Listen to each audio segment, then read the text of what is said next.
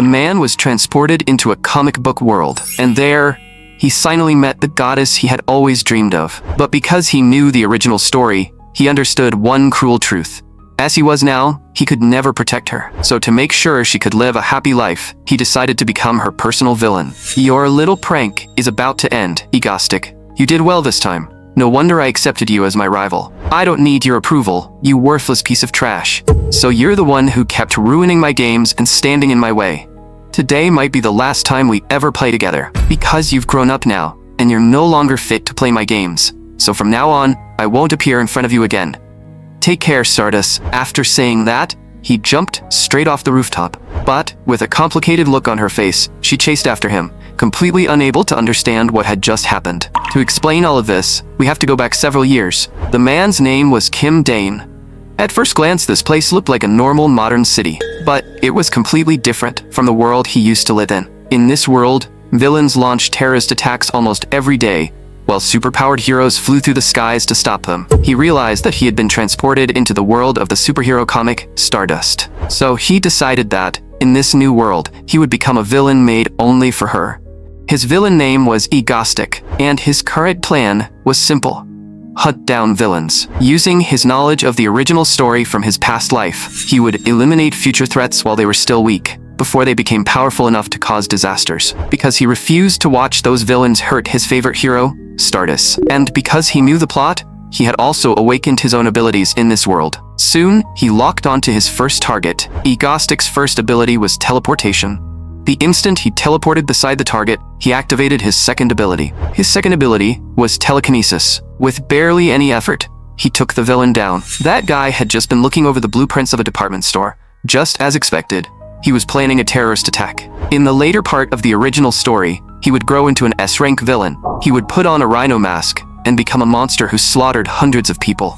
Then a voice came through Stardis's earpiece. The Hero Association has received a gunshot report. Please reach the scene within 5 minutes. Before leaving, Egostic left behind his personal symbol. A while later, the Hero Association confirmed that the dead man was the C-rank villain, Rhino. Based on the way this crime was carried out, it was likely the same person who killed the A-rank villain Enzodia and escaped before. Stardis swore that she would catch him with her own hands. After that, the news quickly spread online. An unidentified C-rank villain had been killed, and the killer was another villain. Some people said that if he only hunted other villains, didn't that basically make him a hero? After all, even if villains were sent to prison, they would just escape again. Better to kill them outright. He was simply doing what heroes were too afraid to do. When Egostic saw those comments, he couldn't help complaining. What do I do now? What am I supposed to do? What have you been mumbling about? Keep it down, asked Tonso-in, a super intelligent ability user. Because he had killed a villain before, everyone actually thought he had done something good. At this rate, Egostic's image would only keep improving. And if that happened, what would people think of the hero trying to capture him?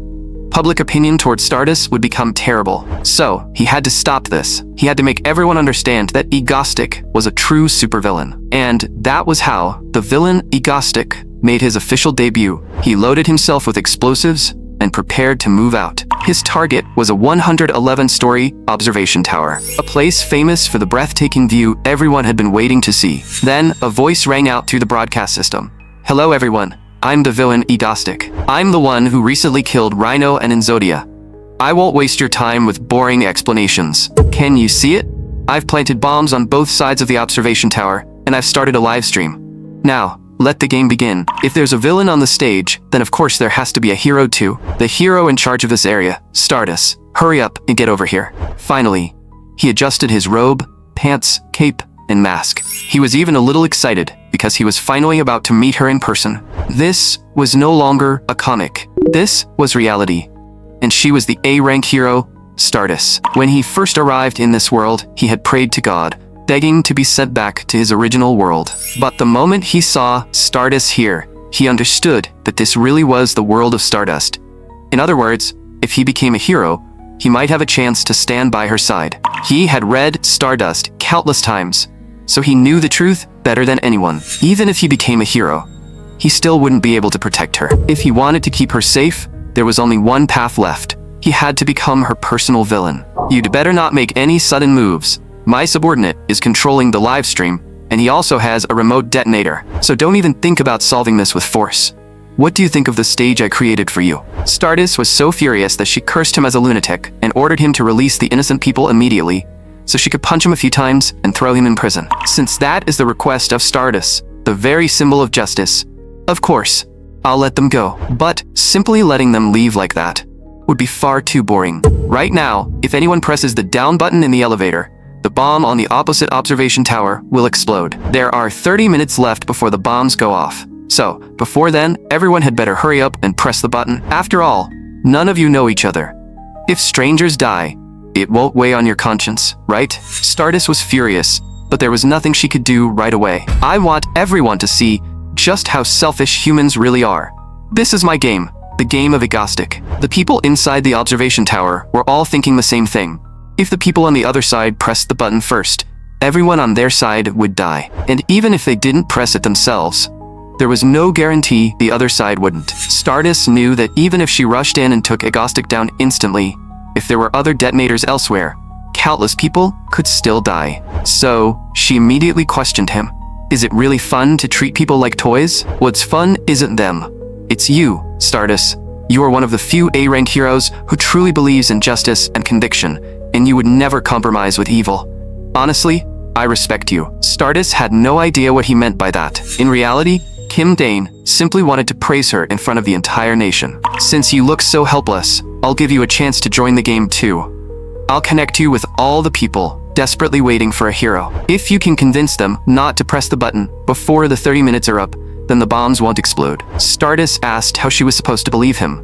Egostic simply replied that it was still better than doing nothing, wasn't it? After saying that, Kim Dane disappeared from the spot. The next second, every drone and camera turned towards Stardis. Stardis began persuading the crowd. I am the A-rank hero, Stardis. I believe every person has conviction in their heart. And this was exactly what Kim Dane wanted. He wanted everyone to remember that the one creating fear and chaos was the villain. All she had to do was keep shining, just like she was now. This entire stage had been prepared for her. Stardis's speech successfully convinced everyone. In the end, the bombs did not explode. Kim Dane seized the chance to appear again and deliver his classic villain parting speech. Those selfish people didn't press the button to save their own lives. How is that possible? In this situation, someone should have pressed it. There should have been at least one selfish human being like me. Humans can't possibly be that selfless. But Stardis refuted him right away. Humans are not as selfish as you think. Not everyone can be completely selfless. But human nature is good. Kim Dane put on the posture of a defeated villain and pointed at Stardis. This happened because of you. You were the reason they came together. In the next game, I will win. The moment Stardis's fist came flying toward him, Kim Dane's body slowly faded away. The last thing he saw was her eyes, burning with justice. The rescued civilians began chanting Stardis's name. Meanwhile, Kim Dane teleported to another location. The moment he arrived, his whole body collapsed to the ground. Because his teleportation had a deadly side effect, the damage his body suffered was proportional to the distance he traveled. Looks like he would be stuck in bed for at least 2 days. Then a voice suddenly came from nearby. Didn't I tell you not to wear that hat? It looks hideous, like something a third-rate villain would wear. Quick, give me some water. I'm dying here. His way of drinking water was a little strange, but at least he managed to drink it. Meanwhile, a breaking news report was airing. Villain appears, 0 casualties. That bastard Egostic actually played games with human nature, she thought. Next time I'm definitely catching him. At the Korean Hero Association, a meeting was being held. Because a major incident had just taken place. In front of the entire nation, the A-rank villain Egostic had caused a massive scene. Next came the analysis of Egostic's profile. Egostic, male, wears a mask, and the mask appears to weaken people's ability to perceive him. We've seen all of this information already. Just move on to yesterday's case. He used teleportation to attach bombs to the outer wall of the building. According to the forensic and site analysis, that bomb had enough power to destroy the entire observation deck. A high-performance handmade bomb like that. Did he really make it himself? And what about the hacking incident? Still no leads? We still don't know how the enemy bypassed the latest defense system. Judging from the live stream, no hacking type ability user was found at the scene. In other words, Egostic may have a highly skilled technical assistant working with him. Those bombs may have been made by that person. By the way, he also seems to have a very strong obsession with Stardis. That can also be seen from the messages he left for her. at the crime scenes. The president of the Korean Hero Association, Park Junho, looked at Stardis and asked, "You met him face to face. What was your impression?" Stardis believed he was a lunatic who messed with people's minds. On top of that, he had the ability to plan large-scale terrorist attacks. Without question, he was a real villain. 2 days later, in Kim Dane's room, because of the side effects of his power, he was still lying there half dead. Since he was thirsty, he barely managed to get up for water. "Bro, did you drink straight from the bottle again?" Kim Dane immediately denied it. "No, I did not." Han So-in was the girl who kept calling him bro. In the later part of the original comic, she would grow into an S-rank villain and a genius hacker. That was exactly why Kim Dane kept her by his side now. "Bro, this is my house. Why do you keep treating it like your house?" Kim Dane shot back. "Didn't I pay living expenses?" Han So-in lived in an underground home. She reminded him again that when he drank water, his mouth was not allowed to touch the bottle. "Got it?" Kim Dane patted her on the head and said he understood. But compared to that, something serious had just happened. "Didn't you mention a woman named Lee Subin last time?" "She's my assisted candidate, the woman who's been active online. You said she seemed to be a fan of Egostic." The TV showed that she was at the scene. Egostic's followers were kidnapping hostages and committing crimes at that location. They had also planted bombs inside the building. At first, Kim Dane thought that woman had been taken hostage, but the masked woman was Lee Subin herself. Egostic's followers refused to compromise and claimed they only wanted terror and death. The police had already suffered 3 casualties, and there were still 300 hostages inside the building. "Seo-in, our rule is that we never kill ordinary people, so these guys have to be dealt with. Seo-in, you'll help me, right?" The girl said she would decide after seeing how he performed. Outside the building, Stardis requested permission to enter, but her superiors ordered her to wait in place. If she rushed in recklessly, the criminals might shoot the civilians. Stardis believed this was all Egostic's fault. In the past, crimes like this were usually committed only by superpowered villains. There had never been a villain who combined superpowers, bombs, and hacking like this. Because of the way Egostic had pushed her into a corner, he had given other criminals inspiration. She never expected copycats to appear the very next day. Then Stardis received a report. Egostic had appeared at the scene, and he was live streaming on YouTube. She opened her phone and immediately saw the footage. Egostic was live, walking into the building as if he owned the place. The masked people shouted excitedly, "Our hero, Lord Egostic, has arrived in person. He would personally kill these ignorant fools." Kim Dane's entire body was aching from the long-distance teleportation, and all of it was these people's fault. 3 o'clock. The guy standing beside the pillar has the detonator. Once he confirmed the target, he immediately activated his telekinesis and took him down. The masked criminals instantly realized something was wrong and shouted, "He's not Egostic, he's a hero's dog pretending to be Lord Egostic." Their guns were immediately pointed at them. "After all, I don't need stupid followers like you." Kim Dane used telekinesis to seize control of their guns. Then he took them down one by one. Viewers on YouTube were completely confused. Wasn't Egostic on their side? Why was he killing them? Stardis also received her orders and entered the scene immediately. Her mission was to secure the hostages from both the terrorists and Egostic. Soon, only one criminal remained. Then, a voice came through Kim Dane's earpiece. "Bro, don't kill that woman." After checking the situation, they confirmed that the woman had been dragged there by force and had not actually joined the crime. Thinking she was about to die, the woman finally broke down crying. Kim Dane tore off her mask, and she was none other than Lee Subin, the person they had been looking for. She kept crying and saying she knew she was wrong. Kim Dane looked at her and asked why she kept crying. Then he turned to the hostages trapped inside and apologized. "Although I didn't do this myself, this copycat crime happened because of me, so I believe I bear a great deal of responsibility." The viewers online could not believe what they were seeing. What kind of villain was this? To every hostage here, and to everyone harmed by this incident, I will send compensation money to your accounts. Please remember to check. I also want to apologize again to the 3 victims who lost their lives. I will send the highest possible compensation to their families. Kim Dane knew very well that even if he used someone else's account to transfer the money, it could still be traced back. But at this point, he couldn't worry about that anymore. Soon would handle it. Just then, Soon's voice sounded in his ear. "Bro, bring that woman back with you."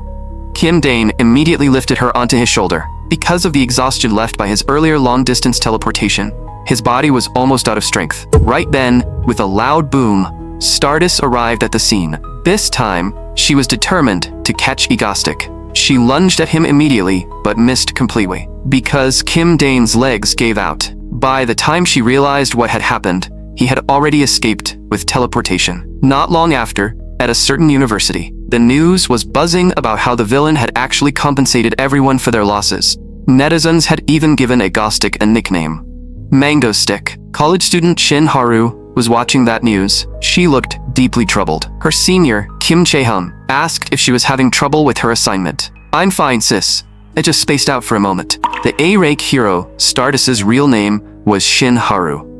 When acting as a hero, she used a perception filtering device to hide her identity, so no one knew that Stardis was actually an ordinary college student. Of course, Shin Haru herself was anything but ordinary, and right now, she had one major problem. Egostic. That selfish Egostic had clearly said before that all humans were selfish. Then why did he rescue those hostages? Kim Chae-hun pinched her cheeks and said she was making that dead-looking face again. "Stop thinking about it. Let's go get your favorite mango shaved ice." The moment she heard mango shaved ice, Shin Haru was genuinely tempted. But the next second, she immediately thought of Mango Stick Egostic, and once again, her face twisted with frustration. Kim Chae-hun never expected that even Mango could not save her this time. That damn Egostic had completely infected her brain. She had to catch him and expose his real identity. But in the end, she still went to eat mango shaved ice. Meanwhile, on the other side, there was a very ordinary-looking house. After opening the front door and stepping inside, there was another entrance door right beside the room entrance. When the second door was opened, an elevator stood there with its doors already open. After entering the elevator and typing in the password, the doors closed automatically, and it descended dozens of floors underground. The place they arrived at was Egostic's base, or as he called it, my base. "Bro, why are you randomly naming someone else's house? Sion, why are we still drawing lines between your place and mine? Your home is my home, and my home is your home." Right as he was getting carried away, he moved his leg slightly. A sudden burst of pain made Kim Dane cry out on the spot. It was the side effect from his earlier teleportation. Seon shouted angrily, "Why are you acting like you're dying?" Teleporting with another person doubled the fatigue. That was Han So-eun, the super intelligent ability user. Although that was not the reason Kim Dane had recruited her, he had to admit, her fatigue recovery capsules were unbelievably useful. Just then, Lee Subin came back from grocery shopping. She asked if they wanted snacks. Kim Dane froze and said, "Aren't you wanted? How are you still going outside?" She explained that she had covered her face with her bangs when she went out. Kim Dane replied that this only made her look even more suspicious. The moment Seol-eun heard the word snacks, she rushed over. Kim Dane could not help wondering if they had brought Lee Subin here just to make her run errands. He asked Seol-eun why she made him bring Subin back. Seol-eun said it was obviously because she wanted Subin to become their assistant. After all, before Subin actually committed any real crime, they could still consider taking her in. Kim Dane strongly opposed keeping a terrorist beside them. Who knew if she might start shooting inside the house? But in reality, Subin had never planned to join the terrorist attack. She had been dragged there half by force by his so-called followers. "Your name is Lee Subin, right? I know everything about you. Your parents were researchers at Hanin Group, weren't they?" Lee Subin was shocked and asked how she knew that. Seon answered that she had read what Subin posted on the dark web. "Sis, you want revenge too, don't you? You said you wanted an eye for an eye, to make those people suffer what your parents suffered. We have also been looking for the leaders of Hanin Group recently, because we were victims too. Only after we find those people and crush every last one of them, can this hatred finally be settled. So, sis, will you help me?" Kim Dane finally understood. This woman, just like Seun, was also a victim of Hanin Group. When he had recruited Seoin as his helper, he had also convinced her by promising to help her get revenge. Of course, he also did not want Seoun to become the S-rank villain she became in the original story. As for Lee Subin, she never appeared in the original work, so she was probably just a minor character with no real role. That also meant she was likely not too dangerous, though he still did not know how useful she would be. The two girls, bound by the same pain, hugged each other and burst into tears. Kim Dane was almost unable to keep up with how fast their emotional connection was developing. And, from that moment on, Seo-eun's fake boy persona had completely fallen apart. That was right. Seo-eun had actually been pretending to be a boy all along. Kim Dane decided it was better not to get involved and simply lie down to rest. Meanwhile, somewhere else, a man was forcing a woman to eat with him. "I just like you. Do you really have to look that miserable? Then, a police officer arrived and said someone had reported him for using violence, so he needed to come to the station. The man immediately ordered him to get lost. The officer said coldly, "That is resisting arrest. I'm taking you in." The man sneered, "You're just a cop. What are you so proud of?" Then he activated his power. He teleported the officer straight to a rooftop. Then he kicked him off the building. That man was the A-rank villain Kim Hak-chul. In the original story, this villain was actually more popular with the public than heroes, which left the heroes confused and depressed. And that led to the future supervillain she would become. The S-rank villain, the White Witch Han So-eun. Her opponent was still Stardis, but the current Han So-eun was nowhere near that stage yet. Right now, just because Kim Dae-in drank a little of her orange juice, she was already yelling at him. Lee Soo-bin quickly explained that she had been the one who finished it, and said she would buy more later. Once Seo-in heard that it was her sis who drank it, she immediately said it was fine. Kim Dae-in finally understood. This girl only acted like this toward him, so he teased her on the spot. "Seo-in, did you finally give up pretending to be a guy?" That one sentence made her face turn bright red. Han So-eun was a super intelligent ability user. She was also the only survivor of Haneun Group's Enlightenment project. Haneun Group had carried out illegal experiments on hundreds of children. One day, an unexpected side effect appeared in one of those children. Everyone involved died, except Seo-eun. She dragged her injured body out of the facility and hid underground. There, she built the base they were using now. After that, she lived alone for several years, until Kim Dae-in found her. At the time, she was still extremely guarded. Kim Dae-in asked her, "Don't you want revenge on them?" Han So-eun, "I happen to need your help. I didn't come here to hurt you. I came here to save you." In the original story, her twisted desire for revenge turned her into an S-rank villain in the future, and she eventually died. So, Kim Dae-in absolutely could not let her become a villain, although she was already his accomplice now, which technically made her something like a villain. He still had to guide her toward the right path. But this girl really had no manners. She looked at him and snapped, "What are you staring at? You wouldn't understand even if you looked." As for Lee Soo-bin, she had lost her researcher parents, but taught herself enough to enter a prestigious university as a computer science major. In the future, she could probably help Seo-eun quite a bit. She was a character Kim Dae-in did not know from the original story, which made him a little suspicious. But most importantly, her cooking was incredible. Then Seo-eun took out a stick-on location tracker. Kim Dae-in asked why she had made a location tracker. Seo-eun asked back, "Bro, did you forget what our real job is? The next villain you need to deal with is exactly who this tracker is for." The B-rank villain Kim Hak-chul has teleportation powers. He can only teleport short distances, but his teleportation has no side effects, so he can use it almost endlessly. And since you can't trap him with telekinesis either, he's extremely annoying. The harder an enemy is to deal with, the earlier we need to remove him. Kim Dae-in complained, "Do you have any idea how exhausting teleportation is for the mind and body?" So-in ignored the whining and told him to stop talking and get to work. Soon, Kim Dae-in arrived on the rooftop of the target building. So-eun urged him to go in quickly.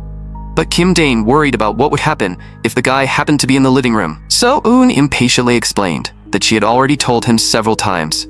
Even if the guy used teleportation to dodge the bullets, the tracker would still attach to him, because the tracker fired faster than a bullet. "You're a liberal arts guy, so you wouldn't understand anyway. Stop wasting time and get in there." Kim Dae-in asked if it would not be better to just kill him on the street. Seo-eun snapped that this guy teleported every time and never showed himself on the street. This was a plan she had made after investigating him in advance, so he should stop being annoying. Lee Soo-bin cheered for Egostic from the side. Seeing that, So-eun awkwardly added a small good luck. Kim Dae-in teleported straight into the home of the A-rank villain Kim Hak-chul. He happened to see the man drying his hair. Kim Dae-in immediately fired 2 shots. Kim Hak-chul instantly used teleportation. Kim Dae-in immediately asked So-eun if the tracker had attached. Lee Soo-bin, who was checking the map, reported his position. He is 500 meters east. Kim Dae-in teleported after him and somehow ended up on a public street. People around him started murmuring, "Isn't that Egostic?" Kim Dae-in realized he was in trouble.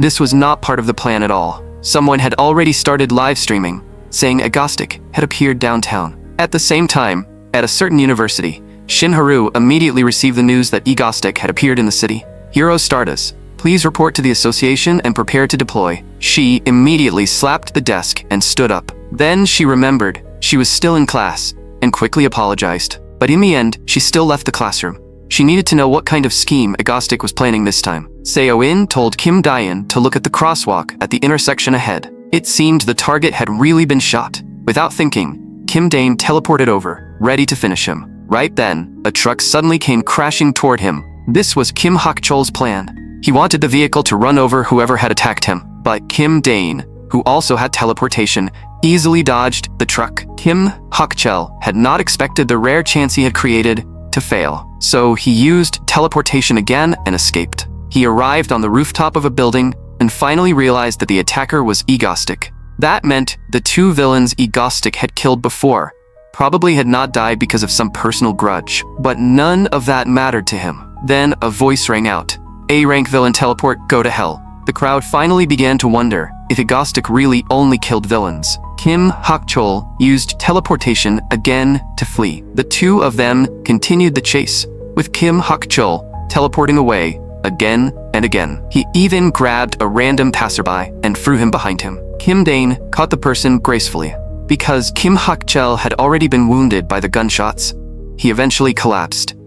Kim Dae-in looked down at him and said, "Villain teleport, you know the crimes you committed, don't you? You stole tens of billions in assets and caused the deaths of 4 innocent people." Then Kim Dae-in turned to the crowd watching nearby and asked, "Do you want him to live?" Everyone immediately shouted, "Kill him, kill him, kill him." Kim Hak-cheol cursed them furiously. "You bastards. When you say things like that, how are you any different from me?" Kim Dae-in knew very well that this man would become an S-rank villain in the future and cause hundreds of deaths. Most importantly, he had also hurt Stardis, so Kim Dae-in fired several final shots and killed Kim Hak-cheol. But what felt deeply wrong was that the crowd started cheering instead of running away. That was not normal. Aside from the existence of superpowered people, this world was actually very similar to his original one. But every time something like this happened, Kim Dae-in was reminded that this world was still different from his old one.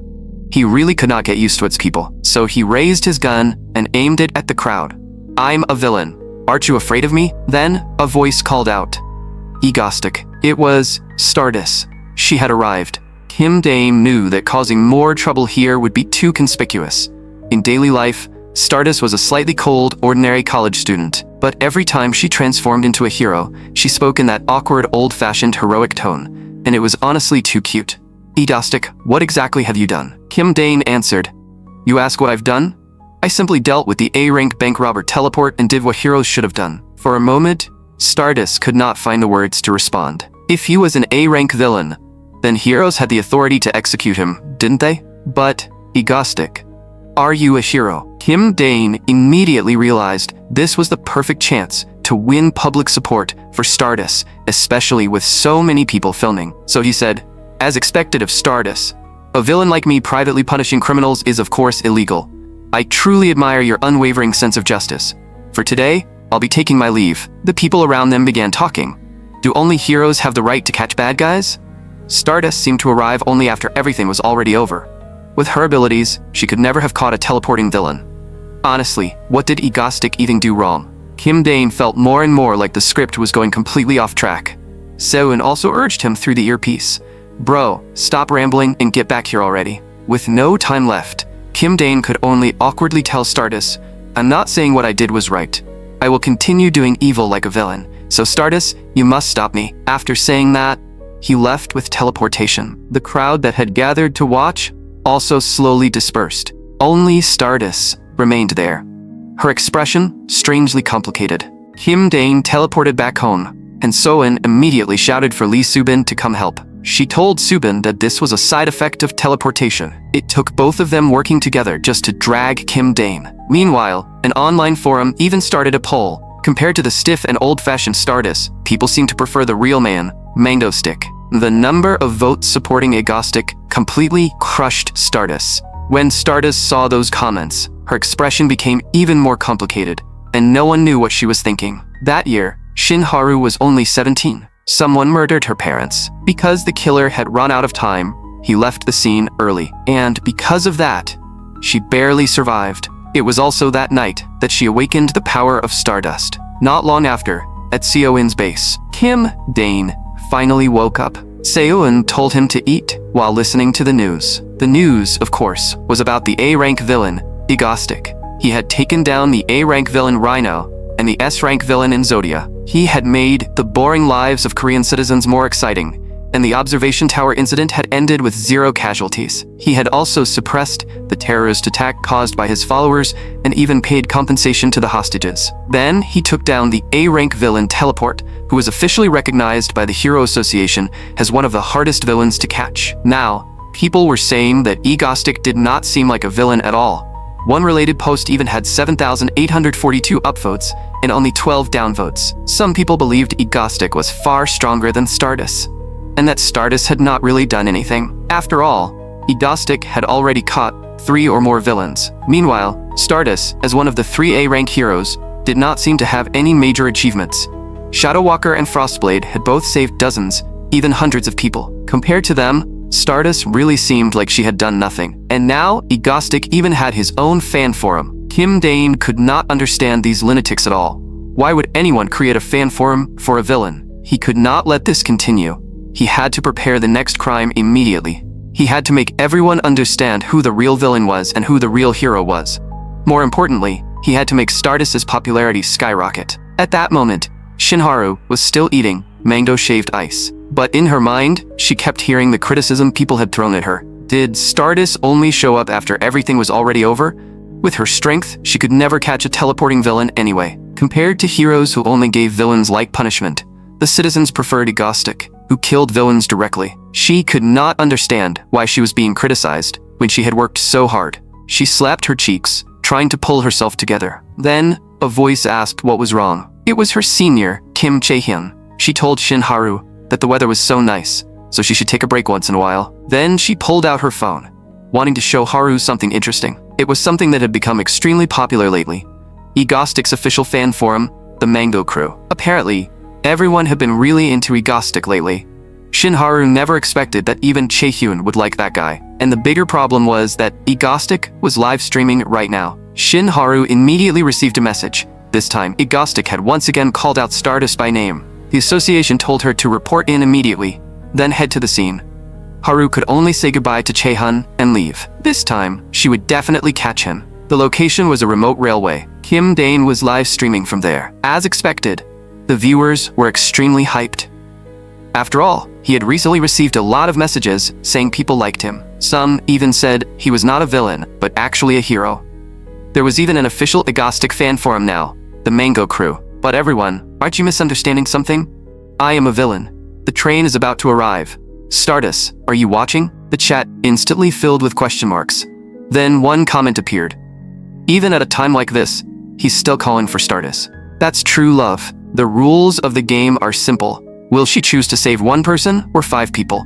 Or will she sacrifice the few for the greater good? If you pull the lever, the people on the other side will have to say goodbye. And if you try to save all of them, I will blow up this train immediately. You only have one choice. At that moment, Stardis finally rushed onto the scene. For a moment, she did not know what to choose. If she tried to save them all at once, the passengers on the train would be in danger. She had to find a way to save everyone. But the train was already about to come crashing through. The crowd believed that saving 4 people was obviously more important than saving 1. But Kim Dane knew Stardis was not that kind of person. She chose to charge straight toward the train. At that moment, the one controlling the train was Lee Subin. Kim Dane put on an exaggerated act and shouted, "What is Stardis doing?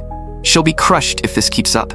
Why is she trying to get herself killed?" Someone commented that this guy really was a total tsundere. Stardis managed to stop the train, but its speed was still increasing. That was because Lee Subin, who was controlling the train, had fainted from fear. Still, so far, everything was going according to plan. If not for the fact that Shadowwalker acted at night, Kim Dane could have carried this whole thing out more comfortably after dark.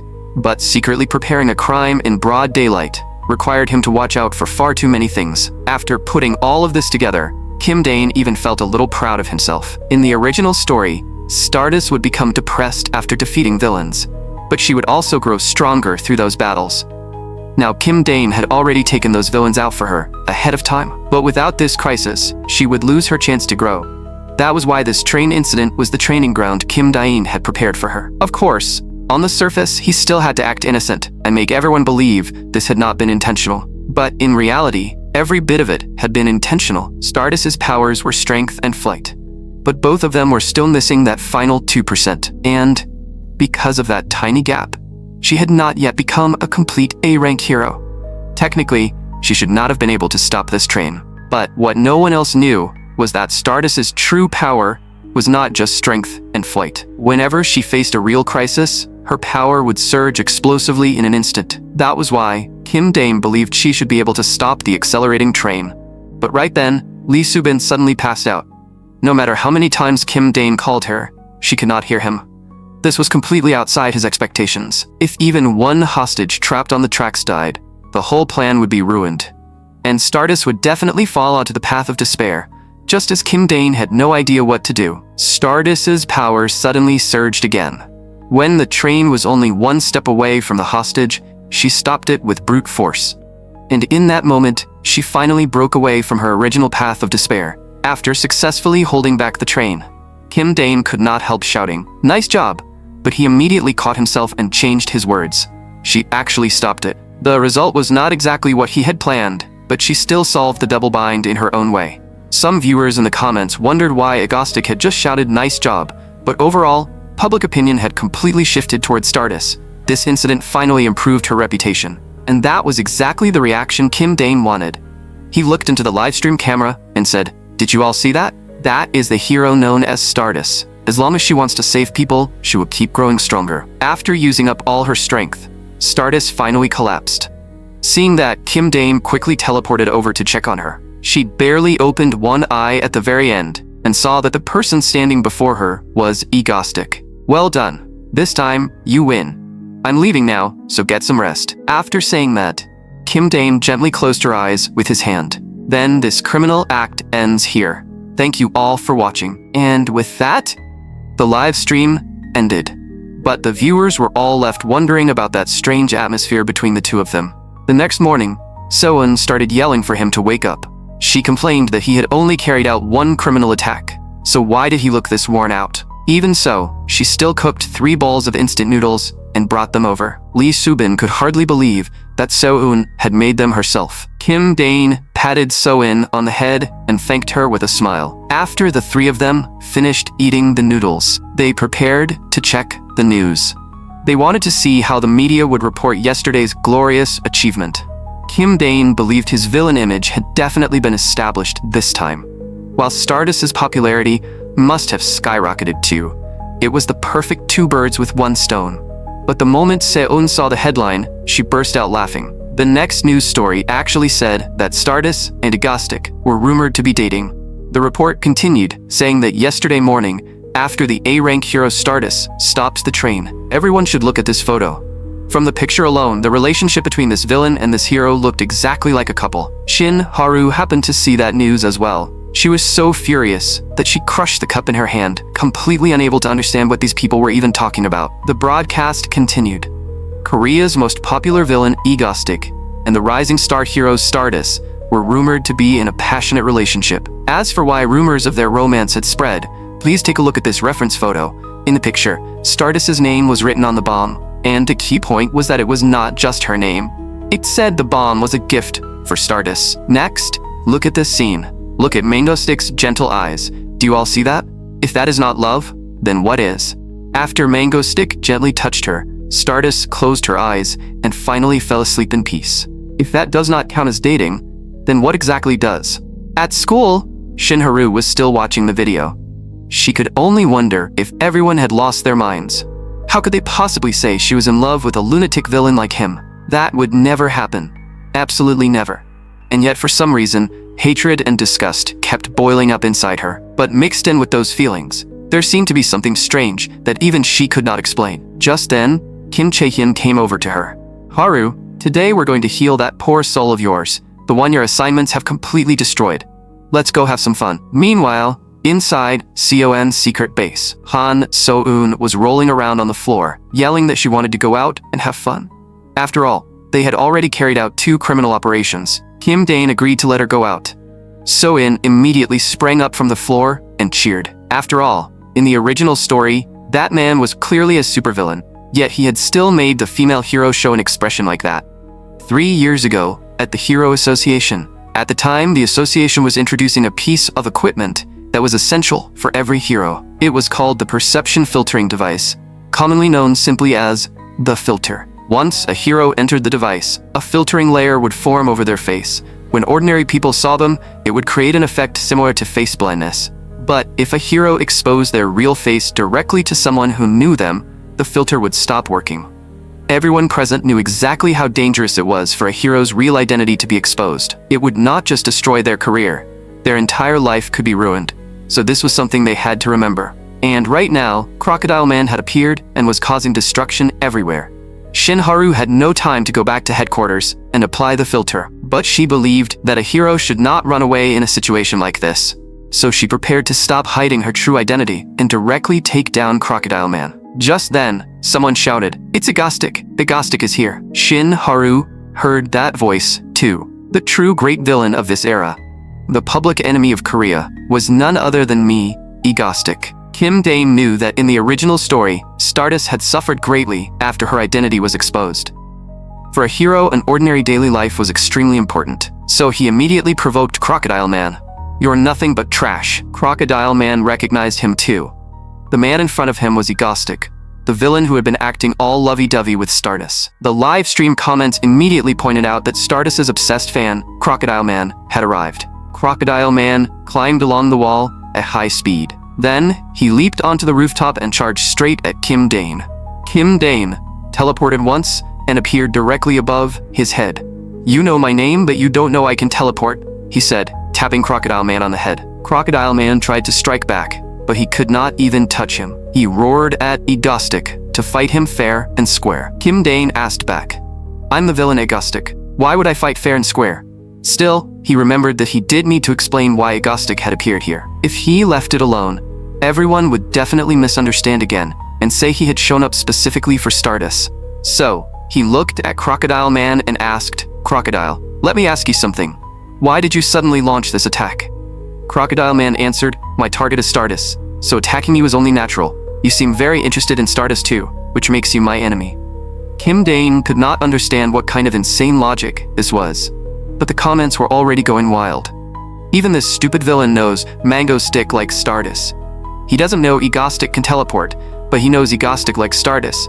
Two men are fighting over one woman. Crocodile Man pointed at Egostic and roared, "You were the one who said you were going to kill me first." Kim Dane denied it immediately. "When did I ever say that?" But even the comments were reminding him that he had definitely said it. "A crocodile causing trouble on my turf? You're dead today. Wasn't that exactly what you said?" Kim Dane panicked on the spot. That was not what he had been asking about. Why had this crocodile suddenly become so good at arguing? Worse, the comments were all saying the crocodile was right. Seeing Egostic still playing dumb, Crocodile Man let out a furious roar, and a fireball began forming inside his mouth. Kim Dane immediately realized what it was. Was this Crocodile Man's special move? That kind of attack still would not be able to touch him. But if it even grazed him, he could die on the spot. So Kim Dane brought out the weapons he had prepared in advance. Dozens of guns. He activated telekinesis and fired all of them at once. But after the smoke cleared, Crocodile Man's body was completely unharmed. "You thought a few bullets could hurt me?" But Kim Dane only smirked, because this was exactly what he wanted.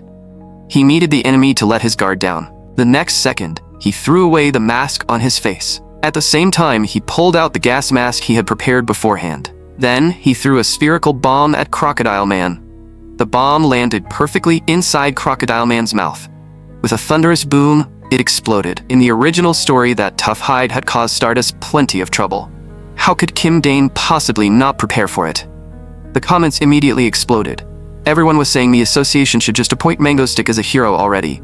After doing all that, he was still calling himself a villain? But because he had used too much power just now, Kim Dane's body was almost at its limit. He had planned to use telekinesis to put the weapons away again, but his stamina was completely drained. Even raising his phone had become difficult. So he hurriedly explained to the livestream that he had only come here because he hated that crocodile guy. There was no way he had defeated a villain for Stardis, and definitely not for justice.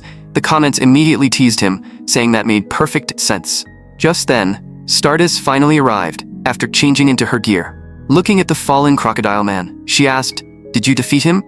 Kim Dane answered, "He was in my way, so I got rid of him." Stardis immediately questioned him. "Why? Kim Dane answered coldly, because he loudly claimed that you and I were acting all lovey-dovey, and that annoyed me. After that, Kim Dane turned off the audio on the livestream. Then he quietly said to Stardis, Stardis, don't ever show your real face in front of people like you did today. Once your identity is exposed, your life will become a nightmare. Before Stardis could understand what he meant, Kim Dane turned back to the viewers and announced, that's all for today's livestream. There will be a major event next month, so stay tuned. The comments immediately demanded to know what the two of them had talked about while the sound was off. But before Stardis could say anything, Kim Dane teleported away. After returning to Seoin's base, Kim Dane coughed up several mouthfuls of red liquid, and his whole body looked far more haggard.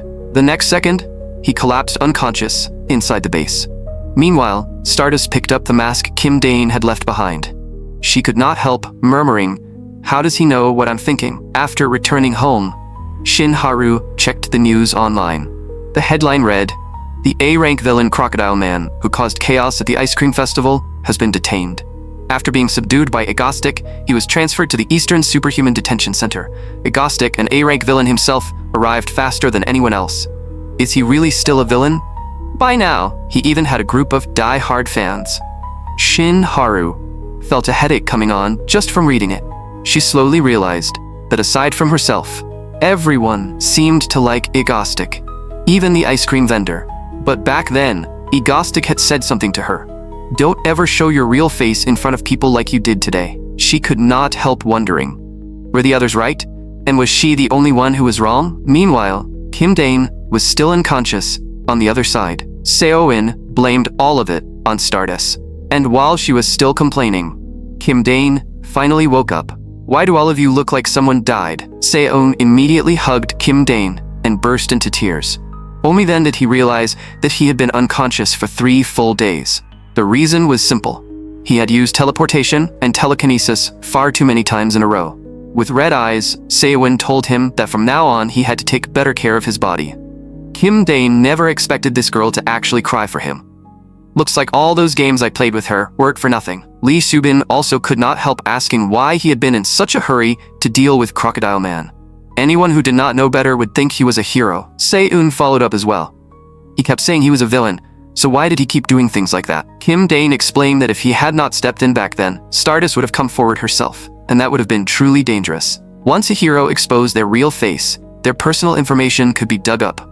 Then every villain who hated her, and every criminal who wanted heroes dead, would come after her. Seoin asked back, and what does that have to do with us? Kim Dane told her that the world they lived in had been built on an asymmetrical structure from the start. Because good and evil were never balanced, most superhumans did not choose to become heroes. They became villains instead. After all, heroes earned little, got targeted constantly, and were bullied by villains all the time.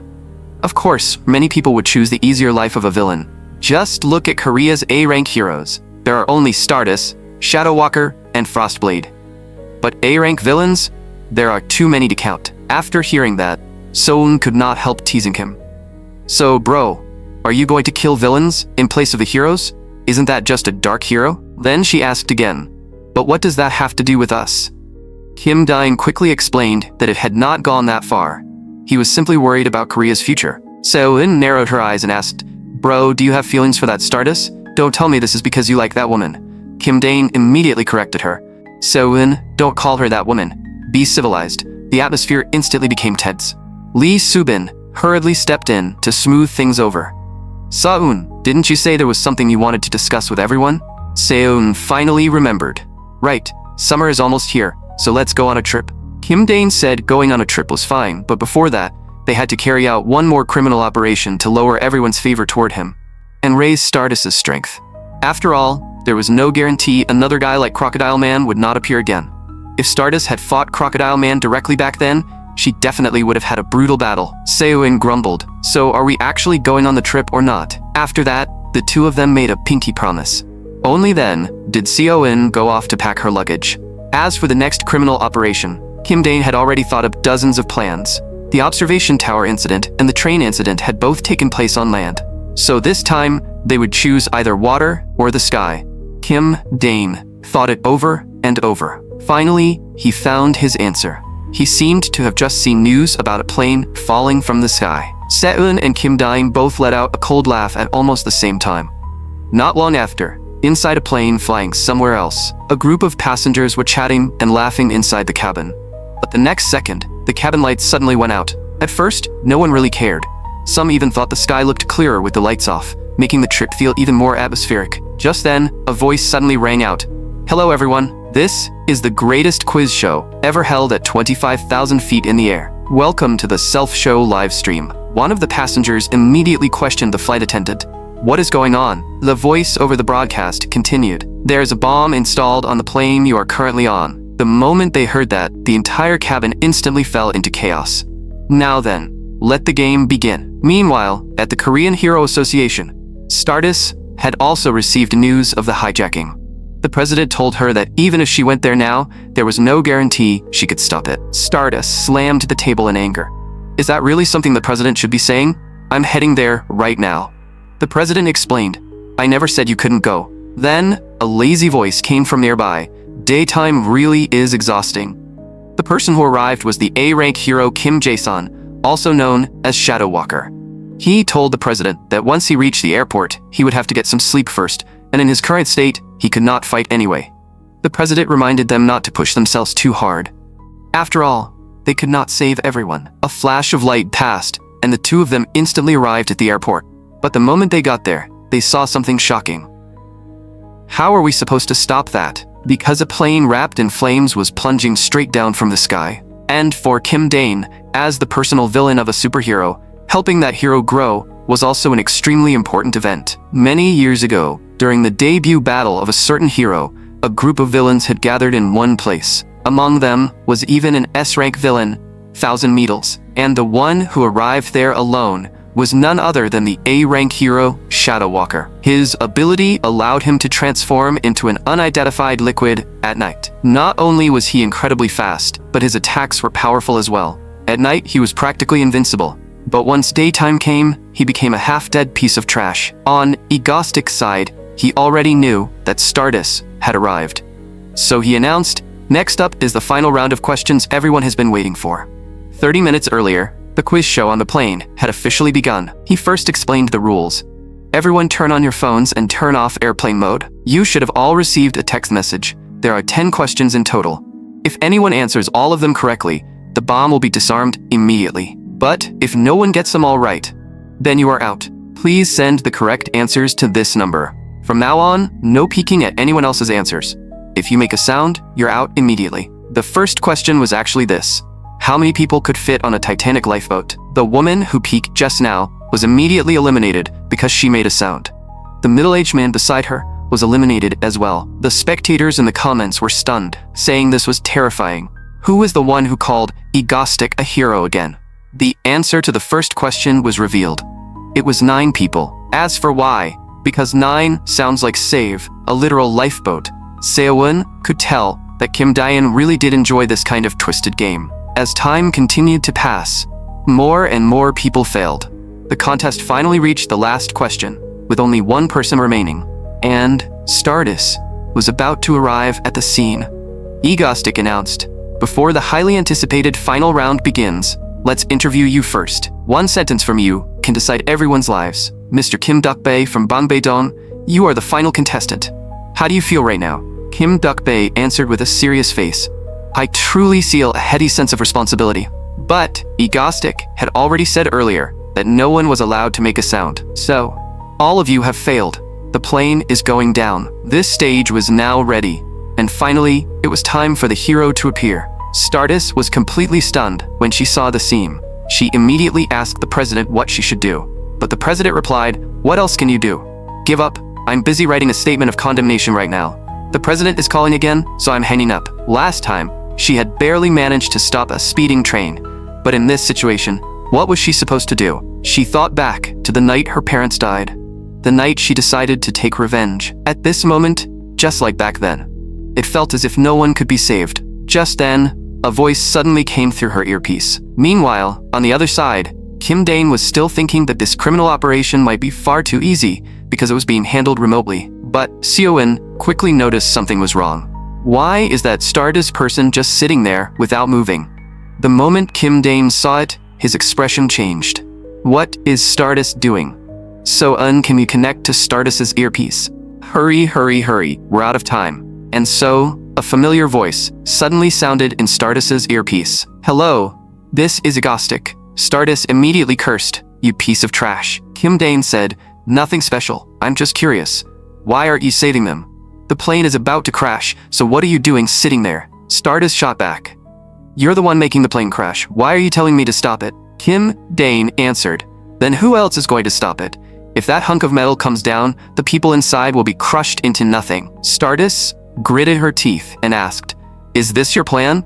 Are you trying to force me to die? But Kim Dane told her firmly, you can do it. So you should stand up, clench your fists, push off with your legs, fly into the sky, and save everyone. If it's you, you can definitely do it. Because that's who you are, Stardis. Stardis had no idea what this lunatic was talking about. Kim Dane continued. How could I ever try to kill you? Without you, I would just be some ordinary villain anyone could find anywhere. You are the one who made me who I am. When Stardis heard that, she froze for a moment. She still suspected Egostic might be trying to do something with this opportunity. But this time, she decided to play along for now. Then, she launched herself toward the falling plane. If she simply watched those people die, she would live with that guilt for the rest of her life. And Kim Dane believed she could do it, because clearly, that was who Stardis was. The final contestant, Kim Dokbae, was breaking down, thinking he had killed everyone. If only he had focused a little harder at the end. But before long, everyone realized that the falling plane was slowing down, because Stardis was holding it up from below with sheer force. After that, under the flight attendant's guidance, all the passengers safely got off the plane. Only then did everyone realize that the one who had saved them was Stardis. A hero had protected them all. In the end, Stardis quietly murmured one name. Egostic. This plane crash incident shocked many countries. What kind of existence was the hero Stardis? Many countries had no choice but to admit that when it came to heroes, Korea was genuinely strong. In fact, the combined heroes of some countries might not even be able to defeat Korea. The morning news also reported that yesterday afternoon, the A-rank villain Egostic remotely seized control of a plane and caused it to crash. But by some miracle, every passenger on board was rescued safely. The one who stopped the fallen plane was none other than the hero Korea was proud of, Stardis. Many experts had originally predicted that with her abilities, there was no way she could stop the situation, especially because the plane had been falling far too fast. Of course, Shinharu saw the news as well. Just then, her phone rang. The voice on the other end said, "Come on, the association president even gave you a day off. Come see the ocean and relax a little." Shinharu had not gone out for fun in a long time, so she happily agreed and said they should leave tomorrow and that they should invite Kim Ja-sun too. But then she remembered what Egostic had said to her. You can definitely do it, because that's who you are. Shinharu knew that no one had ever believed in her like that before. And yet he was nothing more than a villain. So why had he told her to save the plane? If he knew she could stop it and save everyone on board, then why did he make the plane fall in the first place? Without you, I would just be some ordinary villain anyone could find anywhere. You are the one who made me who I am. There were still far too many questions surrounding Egostic, but for some reason, Shinharu felt that there had to be another purpose behind his actions. So she decided to investigate his movements during this period. Just then, she received another call from the Hero Association. The person on the phone informed her that her ability values needed to be measured again. On the other side, Seyun was already so excited she could barely sit still. The day of the trip she had been waiting for had finally arrived. This was also Kim Dane's first real break since arriving in this world. Enjoying himself once in a while probably was not such a bad thing. But not long after they set off, they got stuck in traffic. To make things worse, the car's air conditioner had broken on the very day of the trip, and all of them were roasting inside. So-eun could not help complaining. "Bro, can't you just teleport with the whole car?" Kim Dane immediately replied, "The side effects would kill me on the spot. Let's solve this at a rest stop first." Seo-in grumbled that they should have just taken the train. Kim Dane rejected that right away because they had way too much luggage. Just then, Seo-in noticed something strange beside her. Those were not vacation supplies at all. They were firearms Kim Dane had prepared in advance. Kim Dane explained that no one knew what might happen on the road. So-en shouted on the spot, asking what kind of trip this was supposed to be, and then started making a scene inside the car. Not long after, the group finally arrived at the beach. Lee Subin thoughtfully bought drinks for everyone. With her face slightly red, she said, "I've always been really grateful to you." Kim Dane was confused. Grateful for what? Lee Subin answered seriously. For everything. First, thank you for saving me. And thank you for always treating me so well. But Kim Dane said, what are you talking about? I'm the one who should be thanking you. You handle the housework. And most importantly, your cooking is amazing. After hearing that, Lee Subin said softly, hearing you say that really makes me happy. But Kim Dane could not shake the feeling that this atmosphere was just like a death flag in a comic. Was she about to betray him? He even started wondering if something had been slipped into that drink. Meanwhile, at the Korean Hero Association, 2 staff members were discussing the results. I don't think we measured it wrong. According to the data, she should not have been able to stop that plane. The other person said, that's exactly why the data must be wrong. Did we fail to measure her true strength from the beginning? But Stardis knew the ability test data had not been wrong. After stopping that seemingly impossible disaster, her strength had clearly increased. The staff members were shocked by what they were seeing.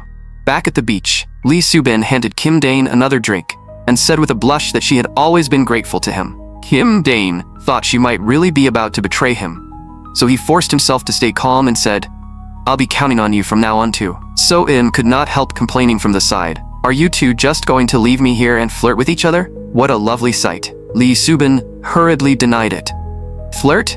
It's not like that at all. Since this was a group trip, of course everyone should have fun together. After hearing that, Kim Dane picked So-in up. Then he threw her into the sea. So-in immediately shouted, water got in my nose. This was a rare moment of peace. And just like that, the 3 of them happily played by the sea. Meanwhile, somewhere else, someone asked, where is our unit attacking tonight? The answer came back, the Marriott Royal Hotel. This time, we're going big. And the place Kim Dane and the others had booked happened to be the Marriott Royal Hotel as well. Even more importantly, the room had been reserved under Han Seun's name, and they had only booked 1 room. Seun thought it was fine because it saved money. Besides, it was a giant bed, so wouldn't it be better if they all slept together? Lee Subin also said it had been a long time since 3 people slept together, so it sounded nice. Kim Dane quickly reminded her, don't say it like that. The 3 of us have never slept together before. That night, Kim Dane kept thinking that nothing bad would happen, right? It would be great if nothing actually happened. With a loud bang, the door was suddenly kicked open. Kim Dane immediately activated his telekinesis and knocked the 2 intruders unconscious. He frowned. What was wrong with these people?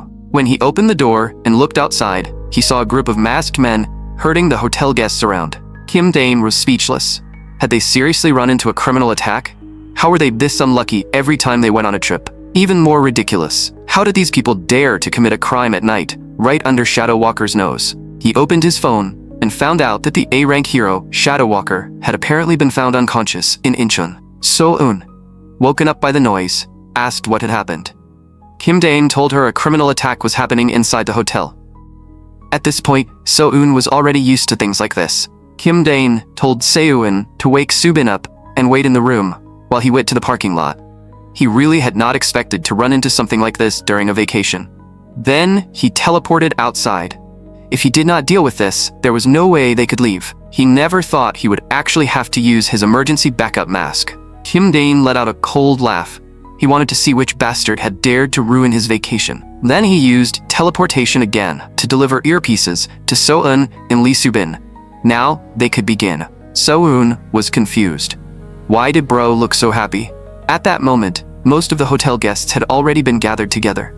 The leader of the group was the A-rank villain, Monkey Wrench. He ordered his men to contact the Hero Association immediately, saying they had hundreds of hostages. If the money was not transferred right away, he would slaughter every last hostage. Just then, a voice suddenly rang out. This boring little terrorist act ends here. Kim Dane activated telekinesis. In an instant, he seized the weapons from the goons and took them all down. The hostages panicked at the sight. But that one move had also used up the telekinesis he had stored for several months. Right after that, he launched another attack at Monkey Wrench. But Monkey Wrench dodged it. Kim Dane mocked him coldly. So, this is the kind of trash mob you use to commit crimes. Monkey Wrench was so furious that he pulled out his weapon. With a bang, the bullet struck Kim Dane in the abdomen. Kim Dane forced himself to speak. You only had 1 bullet? Is that all you've got? In reality, the situation was already extremely dangerous. If he moved carelessly now, he would probably bleed out and die on the spot. His instincts were screaming at him to run immediately. Monkey Wrench had originally planned to take advantage of Shadow Walker's absence, grab a quick fortune, and escape. But he soon guessed that the man in front of him was Egostic. Was he also on Egostic's list of villains to kill? Was that why Egostic had been hiding here? Kim Dane noticed his hesitation and said, "Monkey Wrench, you look nervous. I'll give you a chance to run." Monkey Wrench angrily demanded, "What kind of scheme are you plotting?" Kim Dane asked back, "Scheme? Is that the only thing your brain can think about? You've completely ruined my vacation. So you'd better stop annoying me and get lost while I'm still kind enough to warn you." But inside, he was desperately praying, "Stop thinking and leave already."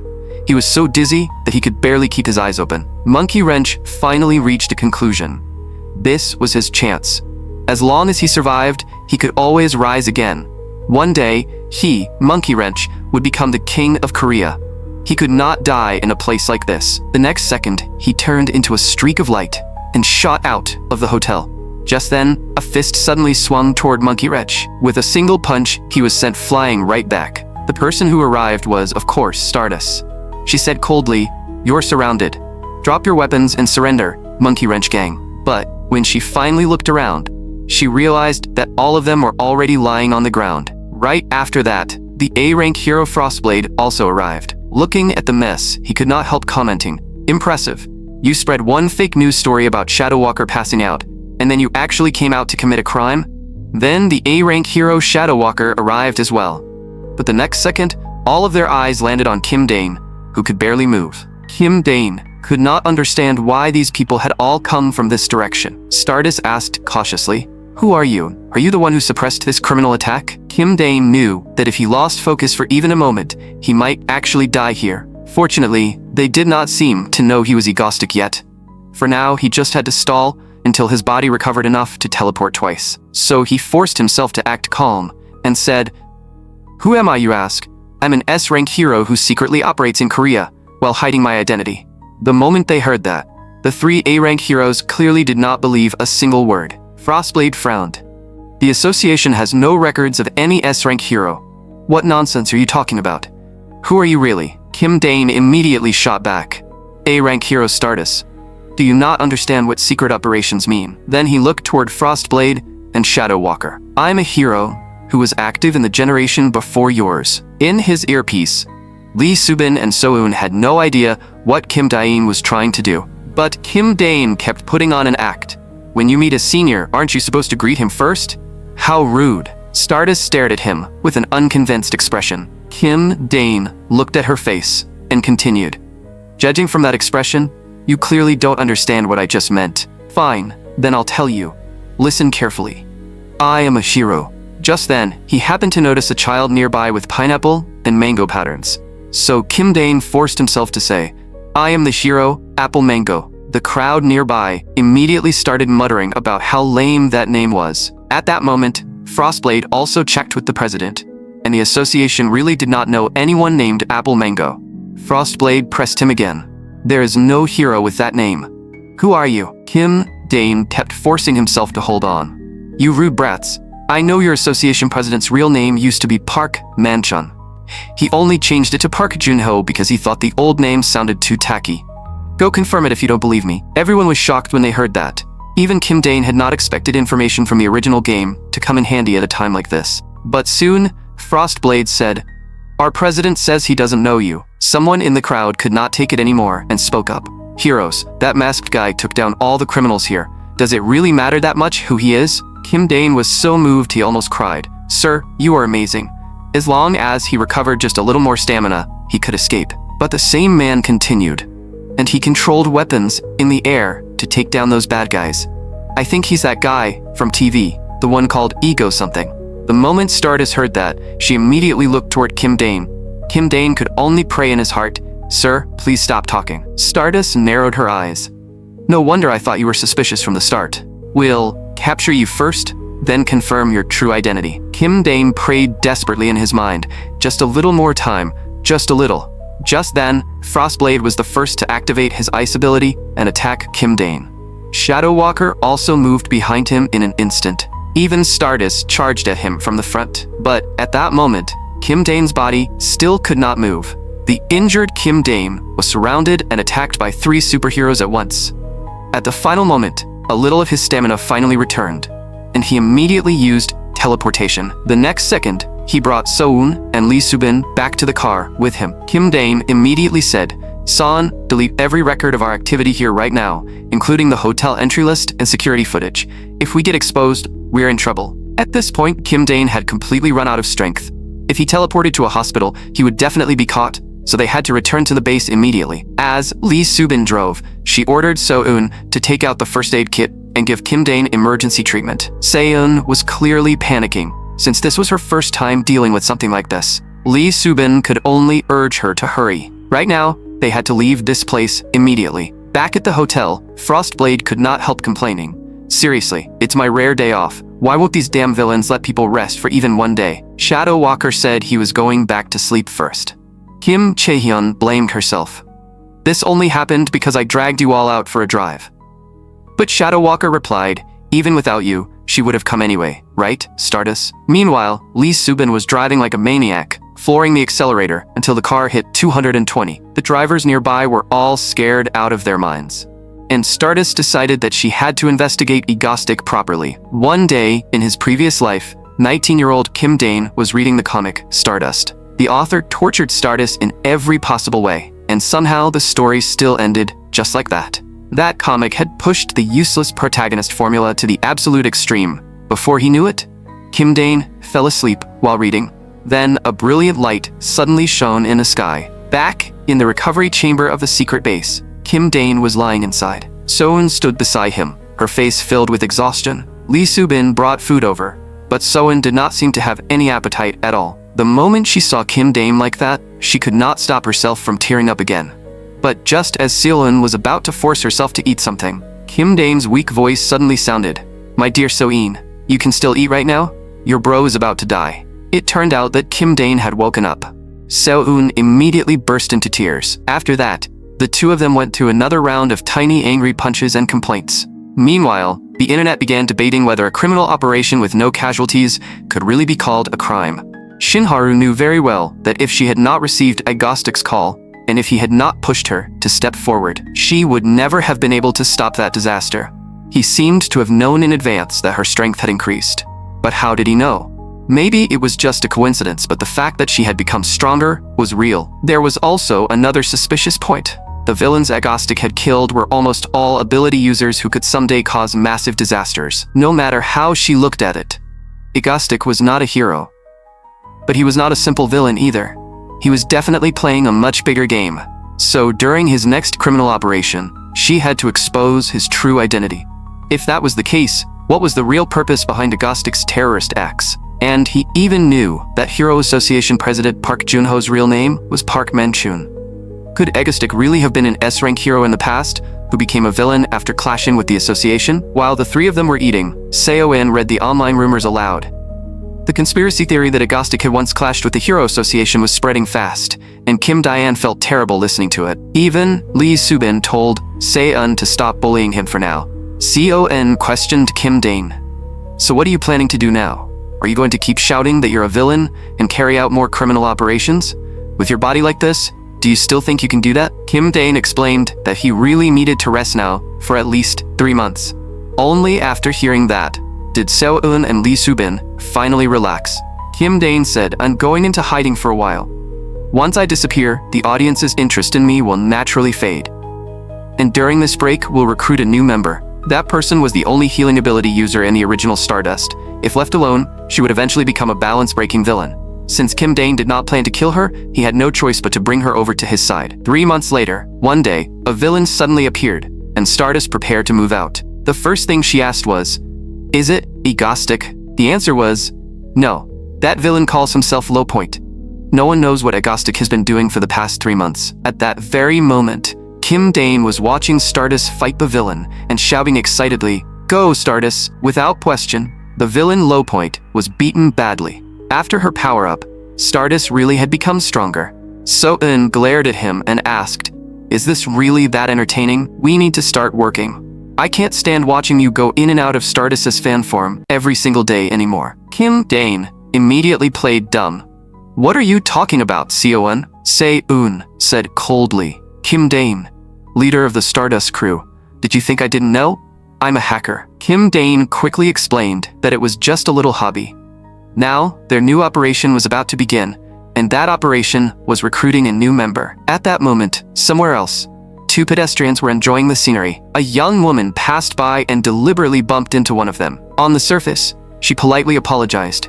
But, in reality, she had already stolen the person's wallet.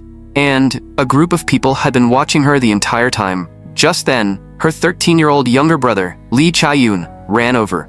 When she realized her brother was injured, she immediately used her ability to heal his wound. Then she gently said, "You go home first. I'll buy you something good to eat." This girl was Lee Ha-yul, the one who would eventually become the villain ex-saint. But when she returned home, a group of people was already waiting for her. The leader sneered, "Cutie, I knew this would happen." This group was the gangster crew known as Swamp Dogs. Didn't we tell you before? If you steal on our turf and dare to hide it from us, we'll kill you. Lee Ha-yul immediately ordered them to let her brother go. But the man mocked her. "Looks like your sister still doesn't know her place. Today we'll teach her exactly how weak she is." As he spoke, he prepared to bring the knife down, but in the next second, a powerful impact sent the blade flying. The other gang members were also struck by invisible attacks, one after another. More than a dozen weapons were already aimed at them. Lee Ha-yul took the chance to rescue her brother. Today was the 17th, and it was also Friday. According to the original story, today was supposed to be the day her younger brother Chae-yoon died at the hands of the gangsters.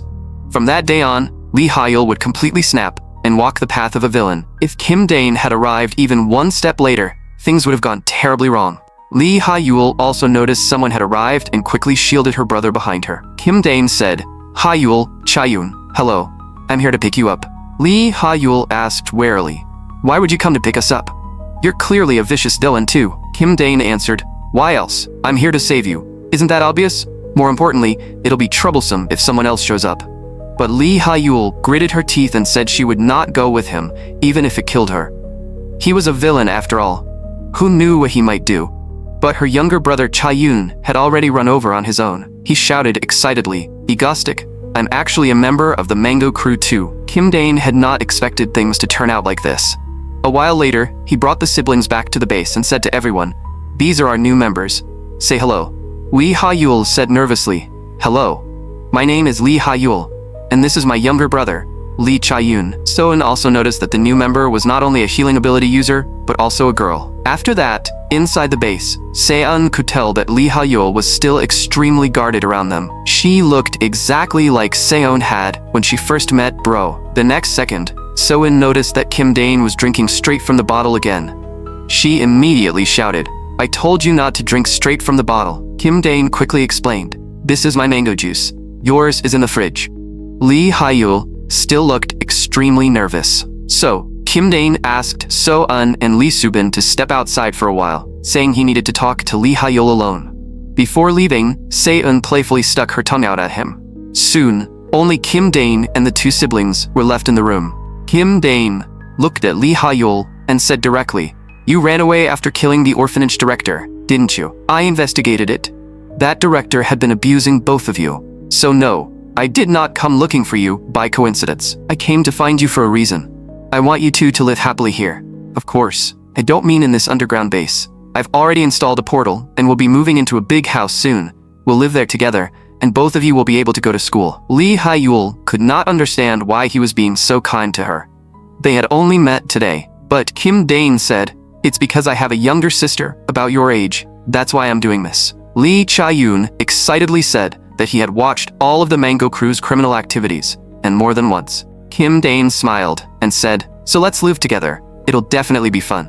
We're not as bad as you think." Then Kim Dane brought the siblings over to the portal. Lee Ha-yul was still wary, but since her brother had already followed him, she had no choice but to go along. Kim Dane asked, "Do you like it here? This is the house we'll be living in from now on." Chae-yoon seems pretty happy with it. "I live on the 3rd floor, and I arranged 2 rooms for you on the 2nd floor. You can stay there. Don't worry about tuition. You're at the age where you should be studying, and I happen to be insanely rich. If you don't know what to do yet, stay here for a few days and think it over. You can back out anytime." Lee Ha-yul thought about the gangsters from before and realized she did not dare go back anyway. And since her younger brother seemed to like this place too, she finally had no choice but to agree. Kim Dane smiled and said, "Then stay here. From now on, let's get along." He had successfully recruited the healing ability user, but Kim Dane felt like he had forgotten something again. What was it? Meanwhile, Shinharu was still reading news on the forum. Was Egostic really dead? This was getting ridiculous. It had been almost 4 months. Hurry up and come back. Where did he go? Why was he not showing up? Did he really retire? Shinharu also wanted to know where Egostic was and what he was doing. At the same time, somewhere else, someone said quietly, "When Dr. Kim Sun-woo gets out of prison, we must make sure he sees this project completed with his own eyes.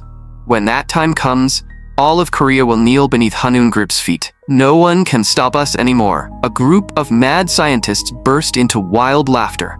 Meanwhile, on the other side, Lee Ha-yul and Lee Soo-bin were cooking in the kitchen. Lee Ha-yul also knew that Lee Soo-bin was the criminal who had once been kidnapped by Egostic. 4 months had already passed since that incident, and unlike all the wild rumors back then, Lee Soo-bin was now living happily. Kim Dane, the true identity behind Egostic, had even moved everyone to a house with better sunlight. Kim Dane could not help complaining. "Seoun, why are you still going underground to sleep? And here I thought you used to call that place the ego base." Lee Ha-yul also knew very well that if Kim Dane ever came back injured one day, she would have to use her healing ability to help him. They were almost at the point where they needed to prepare for the black disaster created by Hanun Group. The time was nearly here. Just then, Seo-in rushed in. "Egostic, so you were hiding here. Let's start doing some criminal activities already. I'm dying of boredom." Kim Dane also knew that the time had come, so he gathered everyone together. Lee Ha-yul asked in confusion, "Why do we have to do criminal activities?" That question instantly stumped all 3 of them. Since she was asking why they had to commit crimes, technically, they really should give her a proper answer. Seo-in urged him, "Old man, hurry up and get to the point." Kim Dane froze on the spot. "You don't call me bro anymore?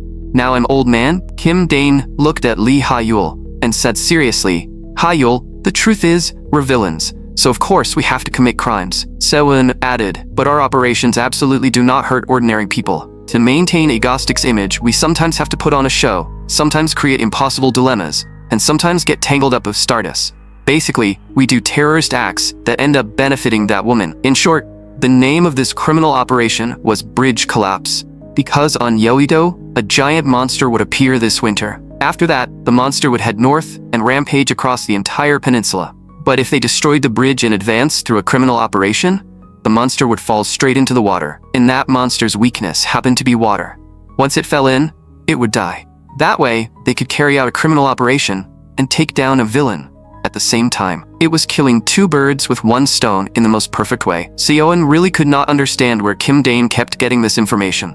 Kim Dane only answered mysteriously that it was, of course, a business secret. This time, they could take down a villain and carry out a criminal operation, and it did not seem to be for Stardis either.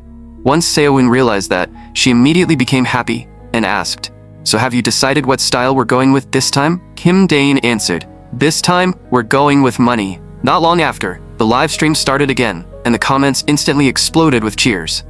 "Mangostic is back," Kim Dane announced to the camera. "I, Egostic, have returned. You all should know what I'm about to do next, right? What can I do on a bridge? Blow it up, of course." The civilians on the bridge quickly realized that a criminal operation had begun. With a thunderous boom, both ends of the bridge were instantly sealed off. Kim Dane looked into the camera and said, "Everyone, you can stop whatever you're doing. The guest participants for this game are already in place. The players in this game are all the good citizens across the nation watching this live stream. In other words, all of you. The method is simple. Send your account number to the website shown in the video, and you will immediately receive 100,000 won.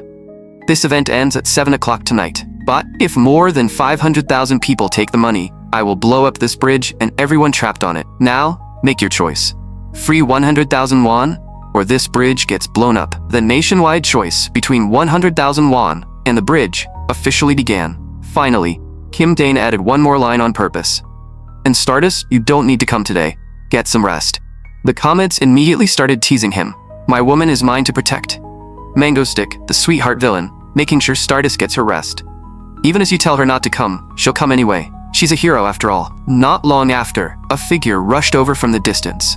Sure enough, Stardis had come. Kim Dane was so startled that he almost dropped the detonator. He could only force himself to stay calm and greet her. "Stardis, long time no see." But this time, Stardis just glared at him fiercely. Kim Dane immediately wondered what was going on, but she simply stared at him without saying a single word. Meanwhile, somewhere else, an office worker was happily looking at his phone. He excitedly told his department head, "Sir, look. Apparently if you enter your account number here, you get 100,000 won. If more than 500,000 people claim it, the bridge explodes. They say this is Egostic's criminal operation." The department head frowned. But who would actually take money like that? The employee immediately answered, "I just claimed 100,000 won. The department head questioned him on the spot. "How could you do something like that?" The employee quickly apologized. "Actually, I claimed it the moment I got the news." The next second, he realized something and said, "As expected of you, sir. Your acting is incredible." Some people even called their mothers at home to ask for account numbers, saying they wanted to send them some pocket money. And to their surprise, the money really arrived. Back on the bridge, Kim Dane had not expected the citizens to be this cold about it. Even worse, Stardis's gaze was burning into him. Was she planning to wait until he blew up the bridge before acting? Why was she just staring at him? Did the original story have some bridge-related memory that had never been shown? He really had not expected her to be this angry. He felt a little bad for her, but there was no helping it.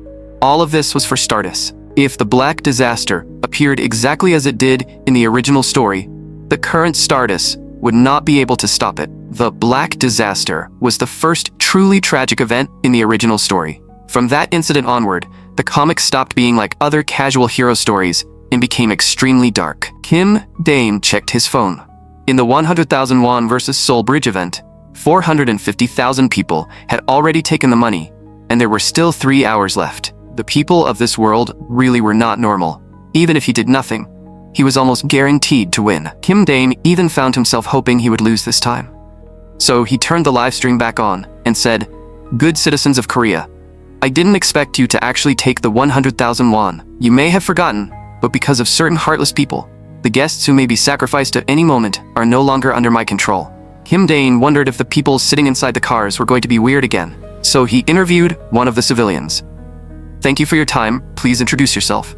The man answered, "Hello everyone. My name is Choi Young-jin." Kim Dane asked, "Mr. Choi Young-jin, you are currently in a life-threatening situation. Do you feel anxious or nervous?" Choi Young-jin laughed on the spot. "What's there to be nervous about? As long as the viewers watching the live stream don't take the money, the bridge and I are safe, right? I can only apologize to you on their behalf." After that, many people who had already taken the 100,000 won started apologizing in the comments, while others began hesitating over whether to claim it. Kim Dane could only say, "Thank you for believing in the conscience of Korea's citizens." He asked again, "Mr. Young-jin, do you really believe what Korea's citizens say? Do you have any final words?" Choi Young-jin said seriously, "Go, Korea.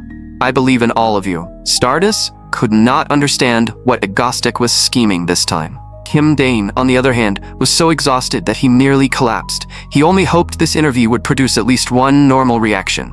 But the moment he opened the window of another car, he heard a roar from inside. "It's Egostic." The people in the car went crazy.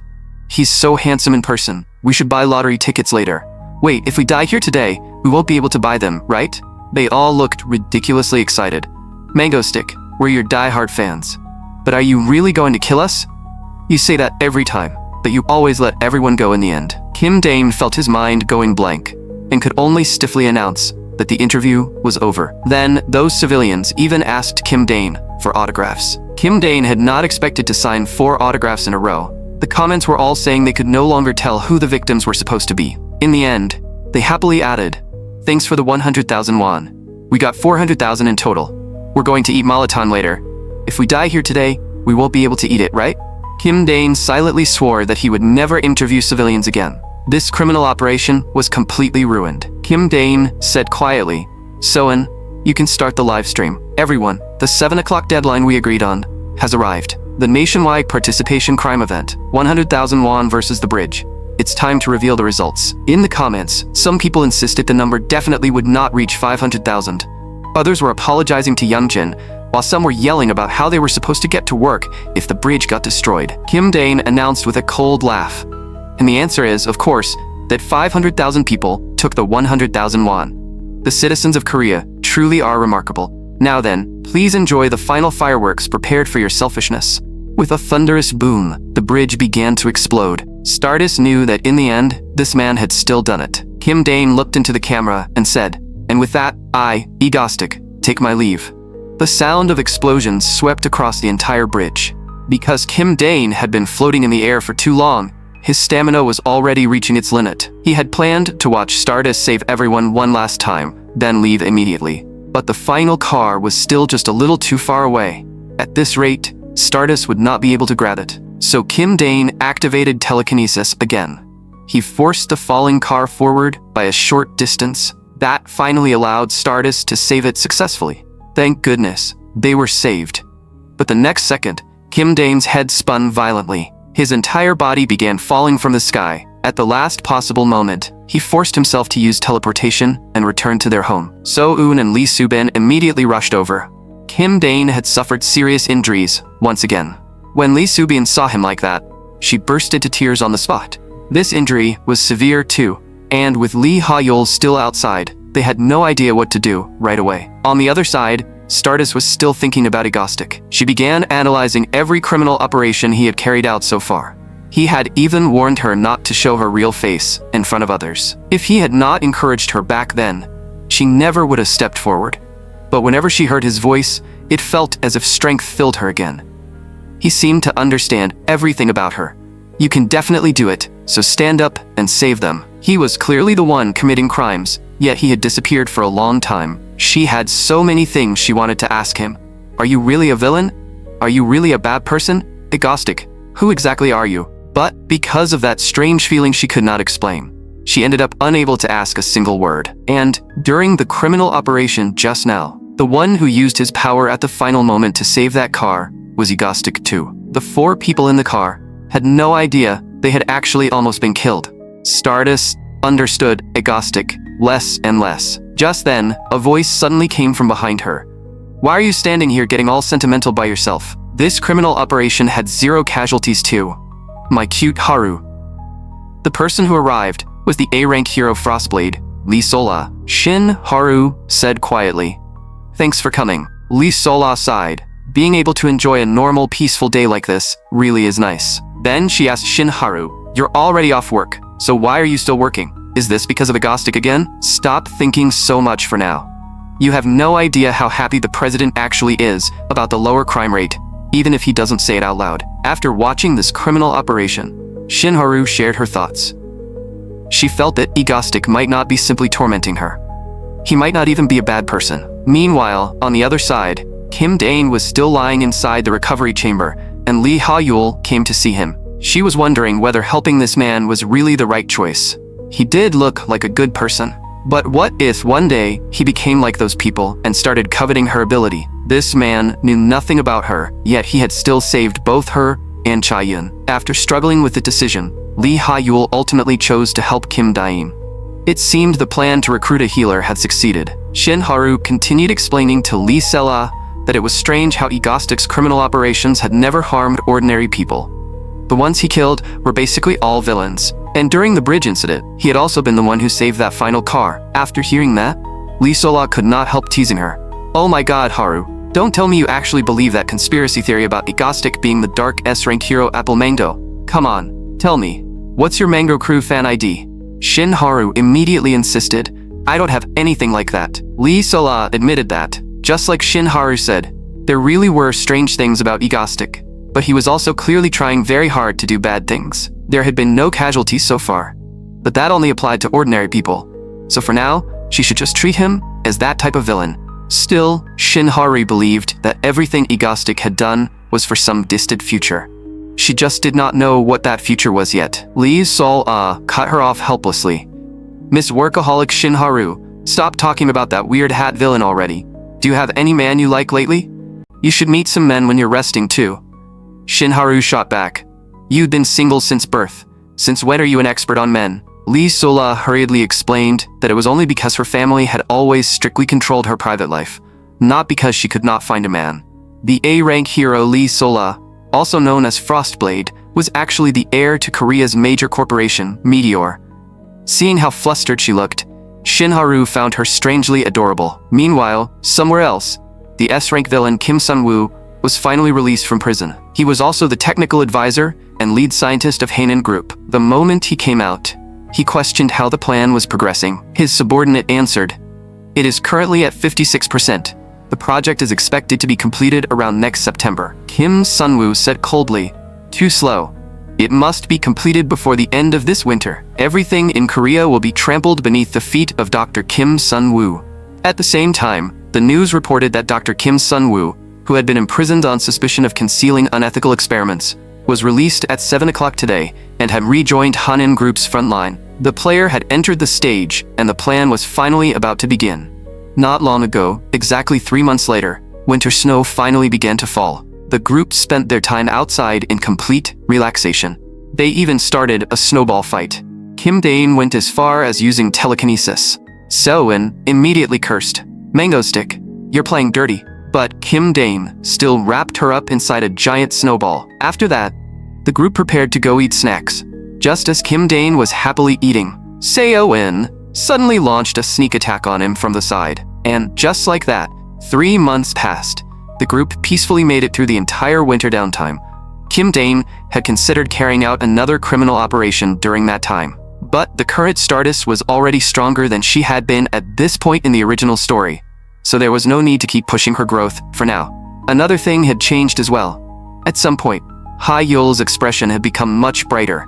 It meant she had finally opened her heart to everyone. As for the public's opinion of Egostic, that had changed too.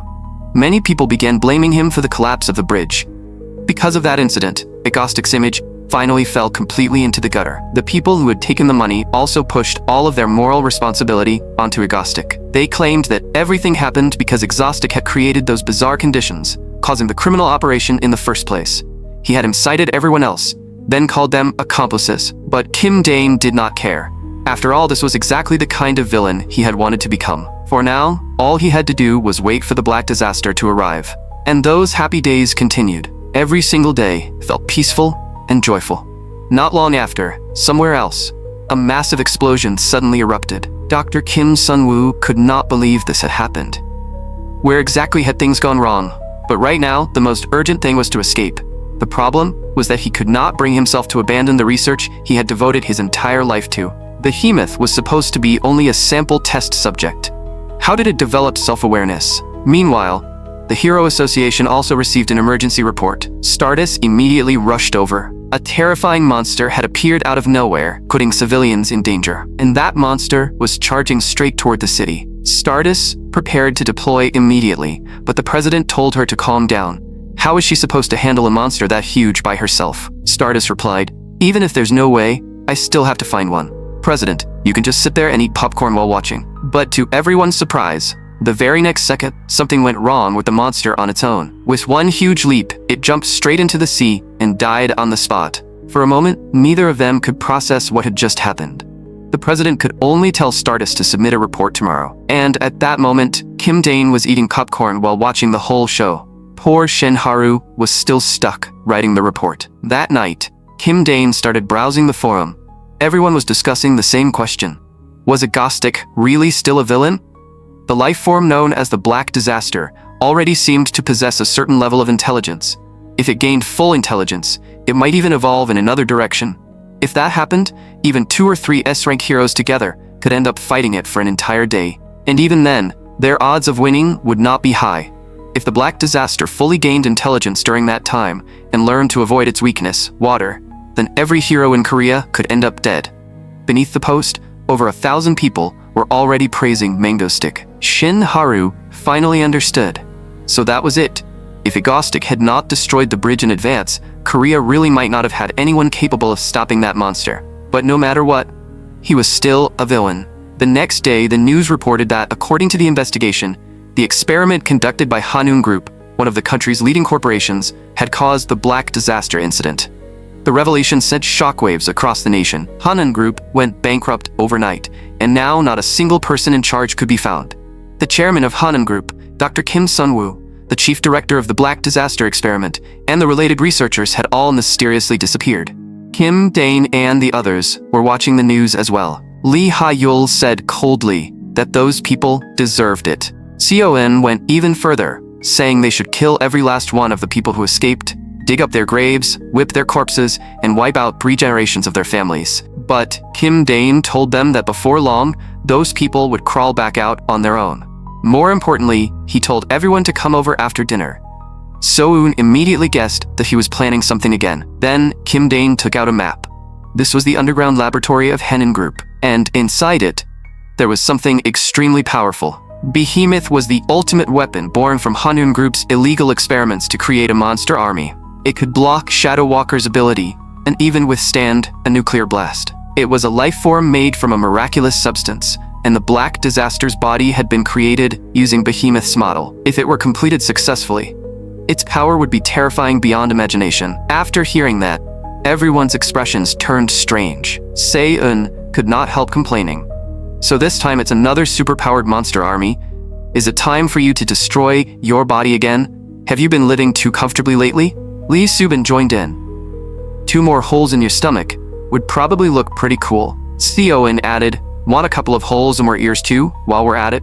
The next second, Se-eun and Lee Subin charged straight at Kim Dane. Kim Dane quickly explained that in the original story, the Hero Association had not taken any follow-up action, so it should probably be fine. Meanwhile, the Korean Hero Association also discovered multiple biological reactions inside Hanun Group's underground laboratory. It seemed the monsters Hanun Group had been researching were still alive. Shadow Walker had tried to approach the lab last night, but he had been blocked by wavelengths released from some kind of black substance. His shadows could not get close, so the association could not provide effective support for now. The president asked, "Are you still going, Stardis?" Stardis still chose to go. The operation to explore Hanun Group's underground laboratory officially began. Outside, Kim Dane was also ready to move. This was an unplanned exploration, so of course, he was a little nervous. So, said to the earpiece, "If you're scared, you can still come back now." Kim Dane immediately acted tough. A real man would never be afraid of monsters. But in the end, Se-eun and Lee Subin still seriously reminded him to be careful. As usual, Kim Dane started a live stream. This is the underground facility of Hanun Group, the place that created that terrifying disaster. What exactly did they do here? Since everyone is dying to know, let's go in and find out together. At that moment, the association had already lost contact with Stardis, and then they discovered that Egostic had gone in too. The president roared on the spot. Who does this guy think he is? Why did he go in too? Then, he immediately ordered his aide, go get popcorn, half caramel, half salted. The underground laboratory was pitch black.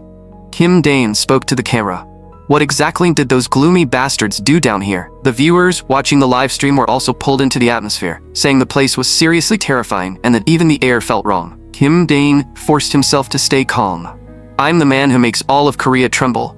How could I possibly be scared? But the next second, a sudden noise startled him so badly that he immediately activated telekinesis. When he looked closely, he realized it was only a small cat.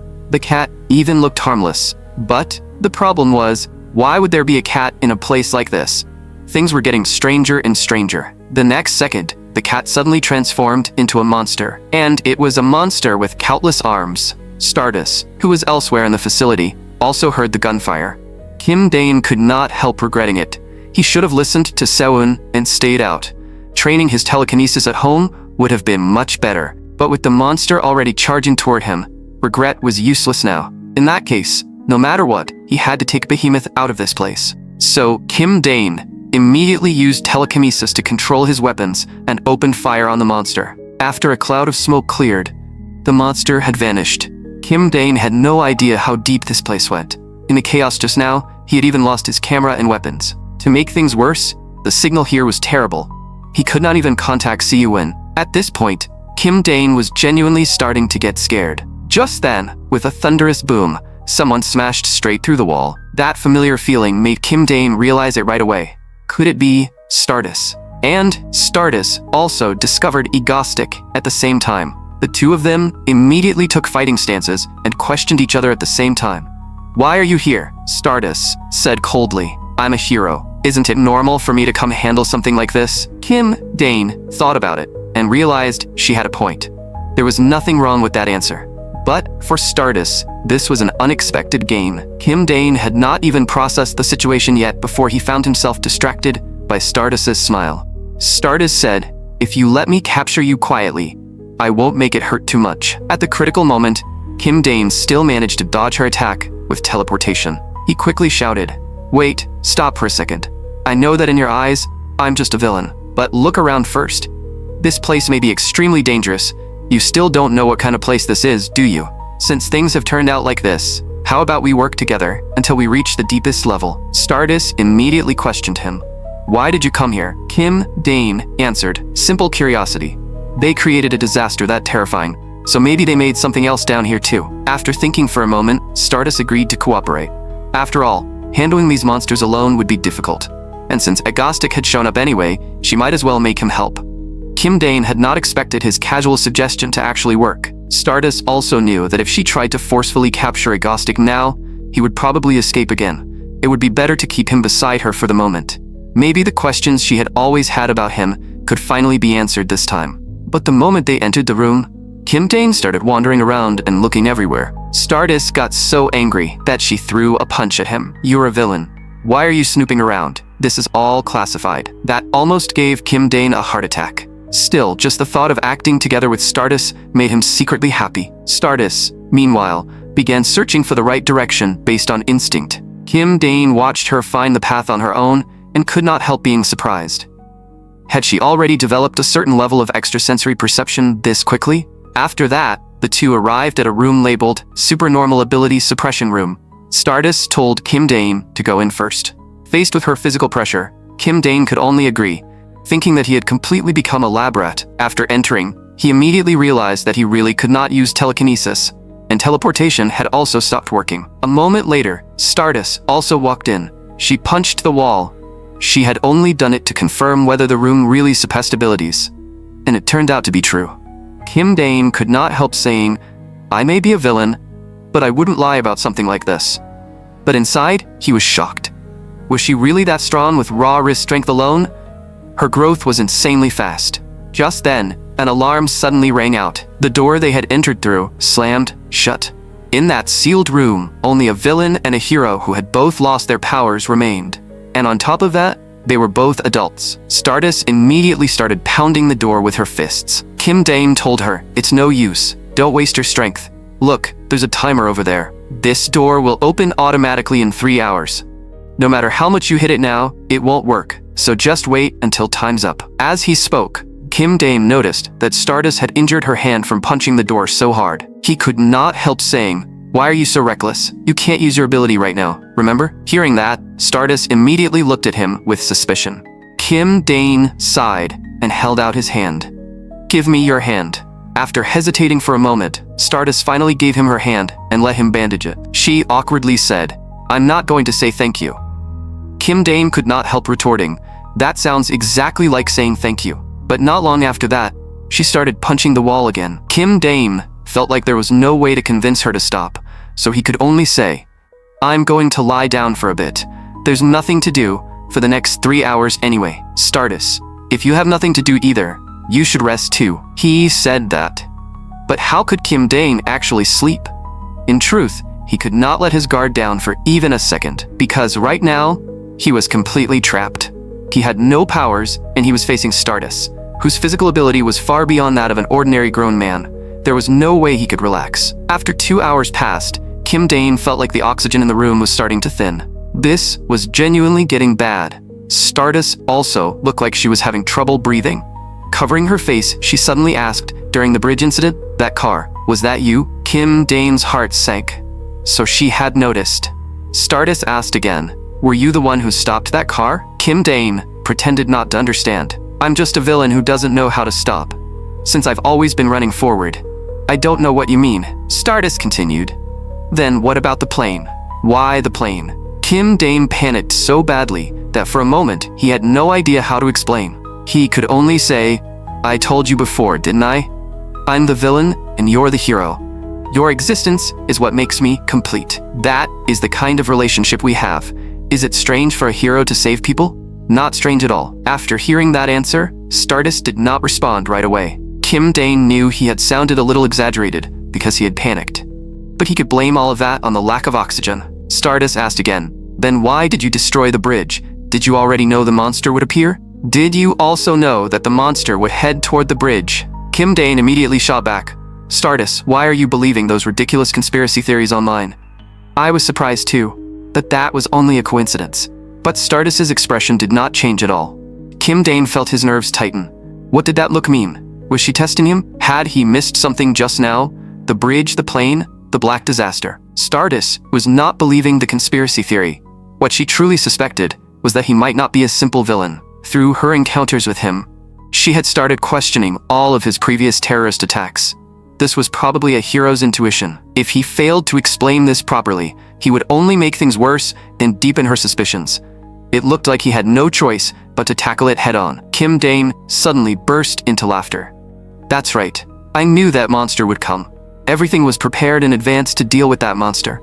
So what? Stardis immediately asked. How did you know? Do you really have some kind of precognition? Kim Dane answered. The answer is hacking. Korea's entire network is in the palm of my hand. So is it really strange that I knew Hanan Group's secret information? But Stardis still felt something was off and asked, then why do you protect ordinary people? Aren't you a villain? Kim Dane sneered. Because I don't want anyone stealing my spotlight. When a monster appears, I stop it. If ordinary people suffer too much, no one will care about me anymore. Everything I do is just to make sure people keep paying attention to me. If not for that, I wouldn't care whether ordinary people lived or died. What does that have to do with you? Do you understand now? After hearing that answer, Stardis stood up. Then, she walked toward Kim Dane, and there was a strange expression on her face. Kim Dane thought something was about to happen, but Stardis only told him to move aside, because the 3 hours were finally up. Once her powers returned, Stardis smashed the door open with a single punch. The two of them continued moving through the laboratory. On a machine nearby, there was a warning. Temporary designation, teleporter. Notes, target may escape using teleportation. Maintain A-rank protection at all times. Target likes attacking from behind. Beware of model mantis. Kim Dane finally realized that these people had even developed a teleportation-type ability user. Could this be Behemoth Prototype 0? This was the experimental chamber where the Black Disaster had once been kept. It must have broken out from here. This annoying underground laboratory exploration had pretty much reached its end. There was nothing else worth seeing. Stardis thought that if this was only a prototype, then the real body might still be hidden somewhere. Her intuition was so sharp that Kim Dane could only go along with it and say, then let's go check over there. But Stardis insisted on going the other way. Soon, the two arrived at their destination. Kim Dane recognized it at once. This was Behemoth. Right after that, Stardis walked over to the side and began checking the related documents. She left Kim Dane beside Behemoth just like that. They were only temporarily working together, and he had just desperately tried to prove he was a proper villain. But she was way too relaxed. Why did she keep turning her back to him so easily? That hurt Kim Dane's pride as a villain a little. It seemed words alone were not enough. He had to show her directly. So, Kim Dane picked up the experimental Behemoth. Stardis immediately turned around and questioned him. What are you doing? Kim Dane answered. What else? Betraying you, of course. Stardis was so angry that she could not speak for a moment. In the original story, there had been a scene where Dr. Kim Sun-woo used Behemoth to fight Stardis. In other words, this thing could definitely be controlled. Stardis charged at him at full power and shouted, I'll beat you within an inch of your life. The massive fist, formed by Behemoth, collided head-on with Stardis. Their battle officially began. After just a few exchanges, the surrounding structures and experimental equipment were already smashed to pieces. Kim Dane could not help shouting, Stardis, are you trying to destroy this entire place? At this rate, the whole area was going to collapse. But Stardis said coldly, then come fight me fair and square. Kim Dane asked back, have you ever seen a villain fight honestly? Stardis, this is what a villain is. Do you understand now? The moment you show your back, someone will stab you from behind. Just then, a mantis monster suddenly appeared behind Stardis. It was too fast. Kim Dane had no time to teleport her away. Just as the mantis monster was about to kill Stardis, Kim Dane teleported in front of her and blocked the attack for her. Stardis could not understand why Egostic would do something like this. Kim Dane only left one sentence behind. You owe me one now. After saying that, he disappeared with teleportation. Back at the base, Seo-eun was still complaining. Bro runs around outside all day, and then we can't even contact him. Does he ever think about the people waiting for him at home? I'm getting wrinkles just from waiting. Just then, with a loud clatter, Seo-eun immediately realized that Kim Dane seemed to be back. She was about to complain. Bro, why did you take so long? We suddenly couldn't reach you at all. Lee Subin and Lee Ha-yul also heard her scream. When they rushed over, they found Kim Dane collapsed there, covered in blood. Lee Subin could not process the situation at all. The only things in her mind were the first aid kit and calling an ambulance, while So-in had no idea what to do, because this time, Kim Dane had lost far too much blood. Lee Ha-yul immediately told Se-on to move aside. Then, she activated her healing ability. As a wave of light flashed, Kim Dane's wounds finally began to recover. Meanwhile, Stardis, who remained at the scene, saw the blood he had left behind. The amount of blood loss was far too much. She understood him even less now. Why had he saved her again? Egostic, who exactly are you? After Lee Ha-yul used her healing ability to save Kim Dane, So-in and Lee Subin immediately handcuffed him. They were afraid he would keep causing trouble. Kim Dane felt like even his last bit of dignity was gone. Then, Lee Ha-yul and her younger brother prepared to leave for school. Before leaving, she apologized to Kim Dane for hiding her healing ability all this time. Kim Dane did not mind at all. Instead, he thanked her for saving him. He smiled and said, "Have a great first day of high school." After they left, So-in immediately warned Kim Dane, "Bro, if you dare say you're going out, I'll never forgive you." Then she looked at the round object nearby and asked in confusion, "What is this thing you brought back? It's kind of heavy." Kim Dane casually said, "So-in, that's a stress relief stone. It's for relaxing, so give it to me." So-in immediately retorted, "How is something this round supposed to relieve stress?" Kim Dane raised his hand and pulled the sphere over, then whispered, "Behemoth, wake up." Se-on and Lee Subin were terrified when they saw that, because the handcuffs on Kim Dane's wrists were instantly broken apart. The next second, countless tentacles reached towards Se-on and Lee Subin. The tentacles tied them up and hung them in midair. Kim Dane asked if they knew what they had done wrong, and the two were so scared that they immediately swore they would never do it again. Meanwhile, Shin Haru was tossing and turning on the other side, unable to fall asleep, because Egostic's figure kept appearing in her mind. Egostic should be fine, right? That state continued for an entire month, and even then, she remained the same. Kim Chae-hyun could not help asking her, "Haru, why have you been spacing out so much lately? Is something bothering you? There has to be something. Come on, tell your big sister." After hesitating for a moment, Shin Haru asked, "If a villain saves a hero, what does that mean?" Kim Chae-hyun looked confused. "What are you talking about? If a villain saves a hero?" Shin Haru quickly explained, "I recently read a novel, and it had a story like that." But Kim Chae-hyun said, "Actually, I've been hooked on a novel lately too. It sounds kind of similar to what you're talking about. Want to take a look?" The title was The Forbidden Love Between the Villain Egostic and the Hero Stardis. The moment Shin Haru saw that story, she dropped her head onto the desk in despair. But even then, she could not stop wondering if he was really okay. Could that man have actually died like that? No, that was impossible, right? A scheming guy like him should not die that easily. He was the man who had played all of Korea in the palm of his hand. He should still be alive and well, right? Then when would his next criminal operation happen? At that moment, Kim Dane had also finally made a decision. For now, he would stop personally carrying out criminal operations, because he wanted to rest for a while. So-in thought he might as well stop forever. But Kim Dane said he was only temporarily stepping back. Someone else would act in his place. So-in had no idea what he meant. Kim Dane understood that he could not always stay at the front. Until now, he had been the strongest fighter in the team, so he had been the most suitable person to appear personally. But now they had Behemoth, and Behemoth could easily hold Stardis back. To prepare a new trial for Stardis, he needed a powerful helper, and he needed to prepare a new opponent for her. In other words, a new team member was about to arrive. Not long after, somewhere else, a man was confessing with deep emotion. "Seihi, I love you. This pure white bouquet represents my heart. Please accept it." Kim Dane, who had read the original story thoroughly, knew this was the scene he had been waiting for. But the woman said coldly, "Customer, you'd better get lost. I'm under a lot of stress right now. Were you seriously joking around in someone else's sacred workplace?" That woman drove the man away with a single sentence. Seeing it in person, Kim Dane found the scene extremely interesting. The woman's name was Choi Se-hee. Kim Dane had been observing her from the side for quite some time, because in the original story, she would eventually become an ultimate villain, operating under the name Elex. Although she was currently living as an ordinary kind citizen, she had always been fighting against the destructive impulses deep inside her. Working part-time was only a temporary measure to suppress those impulses. Simply put, she was a ticking time bomb. Choi Se-hee complained about how long she had to keep living like this, especially when she still had to go to another job after finishing this one. She looked around and confirmed that no one was nearby. Then she finally activated her ability, preparing to vent her stress. And clearly, after letting it out this way, her mood improved a lot. Just then, a voice suddenly sounded, "Beautiful." Choi Se-hee immediately recognized the person who had arrived. It was Egostic. Kim Dane said, "I've been looking for someone like you for a long time. Choi Se-hee, how would you like to use your ability to help me carry out criminal operations?" The moment she heard the words criminal operations, Choi Se-hee cursed him as a lunatic.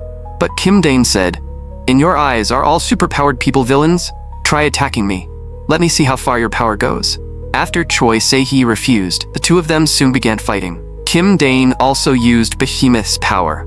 For the first time, Choi Se-hee went all out and fully released her power. But attacks at that level could not even reach Kim Dane, and yet, this was exactly the feeling Choi Se-hee wanted. That sense of release made her incredibly excited, and just as she was about to enjoy a real fight, Kim Dane said, "My recruitment offer is valid for 1 week. Choi Se-hee, think it over carefully." During that time, after saying that, Kim Dane disappeared with teleportation.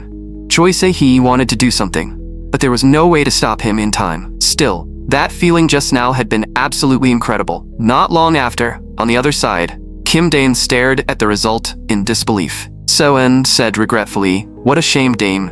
This is the end of the line for you." Kim Dane protested on the spot. "Han Se-eun, how could you do this? I worked so hard to raise you." Se-eun burst into laughter. "Goodbye, bro." Lee Subin could not help speaking up. "Please let him off just this once. Bro is about to go bankrupt." But Se-eun showed no mercy. "Stop talking and go wash the dishes. The dishes for a family of 5, 3 days worth, are waiting right there." Kim Dane could only sigh. He had really raised a little tiger. Se-eun then asked, "Bro, aren't you supposed to be recruiting a new member? It's already been 3 days. Is it really okay for you to keep playing around like this?" Kim Dane answered calmly. By now, she should have taken the bait. At that moment, Choi Se-hee was completely exhausted. Even the manager nearby noticed something was wrong and told her to go outside and rest for a while. So Choi Se-hee went outside and started checking her phone.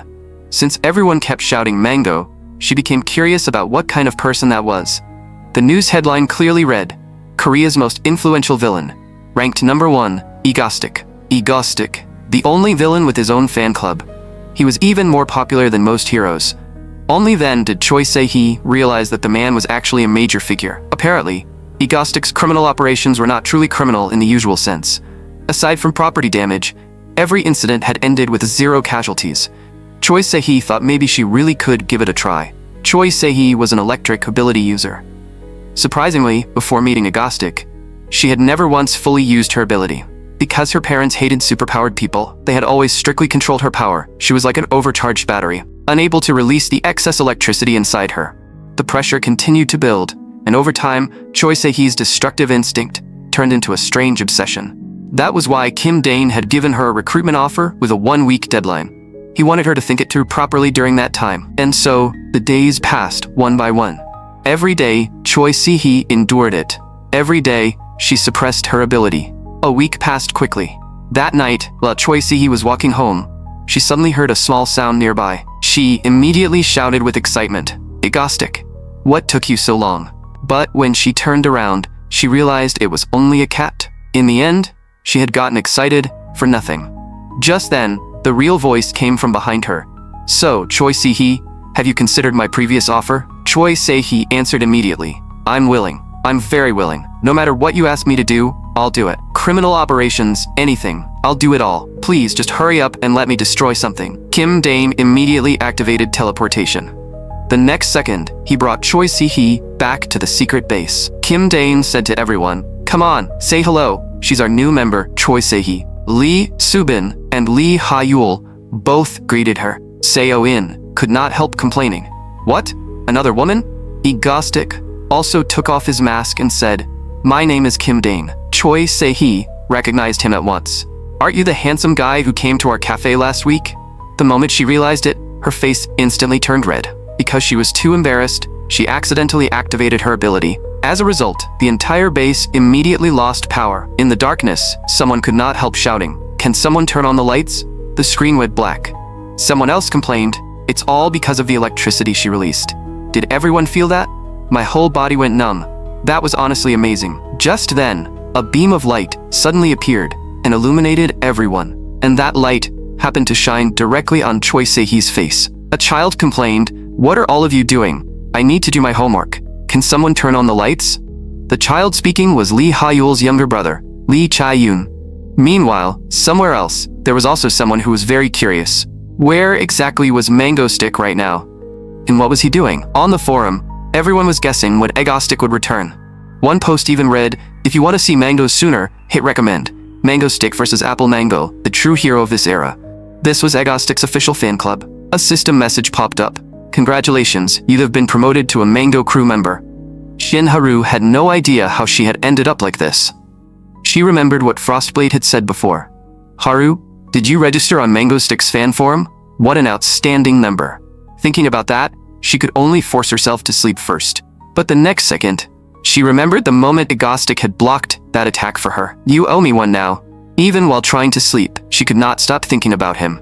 Back at the base, because Choi Se-hee had accidentally caused a blackout by activating her ability, she kept apologizing and saying it was all her fault. Seo-in said it was fine.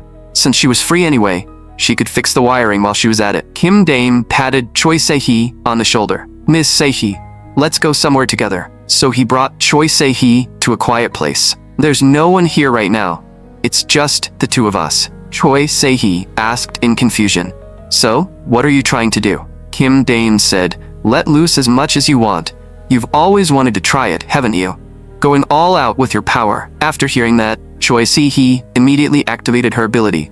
"Then you better dodge." The moment that thunder-like power erupted, Kim Dane also used teleportation to put distance between them. He could not help thinking that this woman really was ridiculously strong.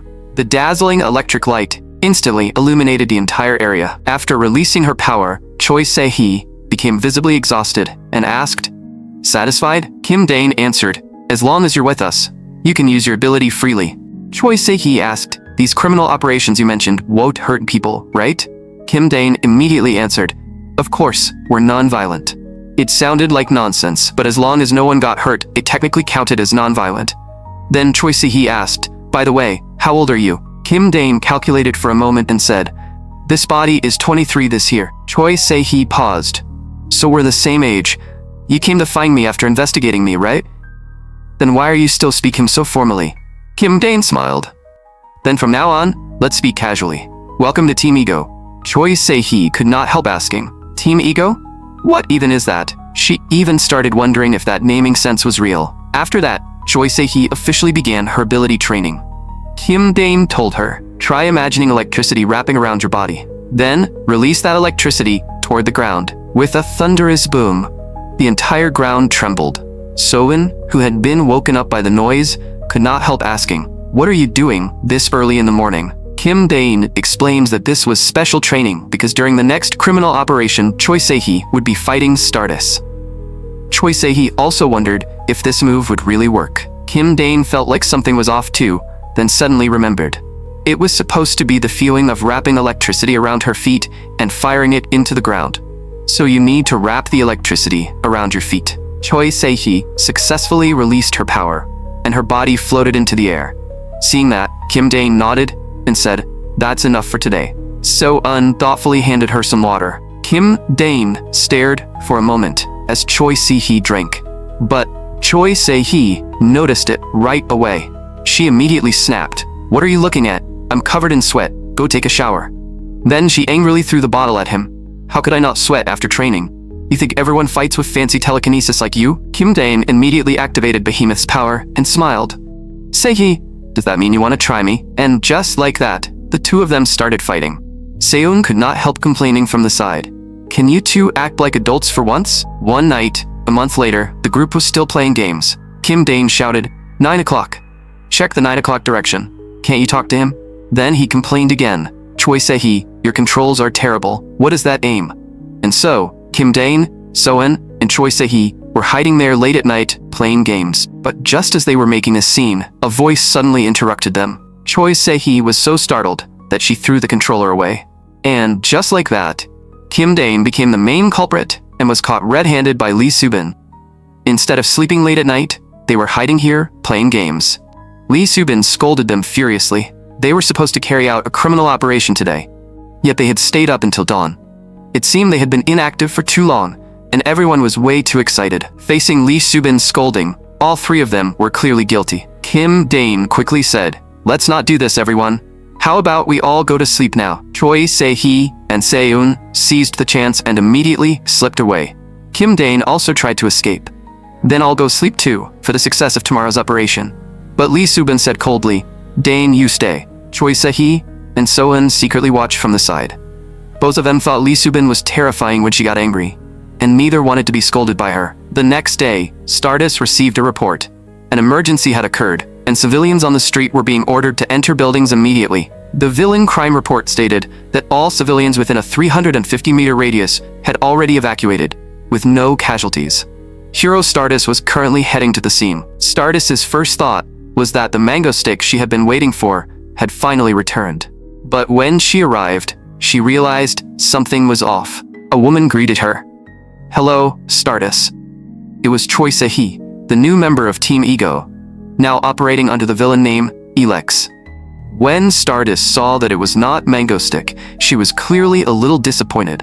Still, she said coldly, "Villain, stop your criminal activity and surrender immediately. If you refuse, I will suppress you by force." Choi Se-hee immediately activated her ability. A powerful electric current shot right past Stardis's face. She said, "My name is Elex. For his sake, I will be your opponent." That attack had clearly grazed Stardis's face. 1 week before Elex's official operation, Kim Dane had come to find her. Choi Se-hee asked in confusion, "Didn't yesterday's training already end? What else is there?" Kim Dane said, "I think I forgot to teach you your finishing move. It's called Lightning Punch. Even the name sounds awesome, right?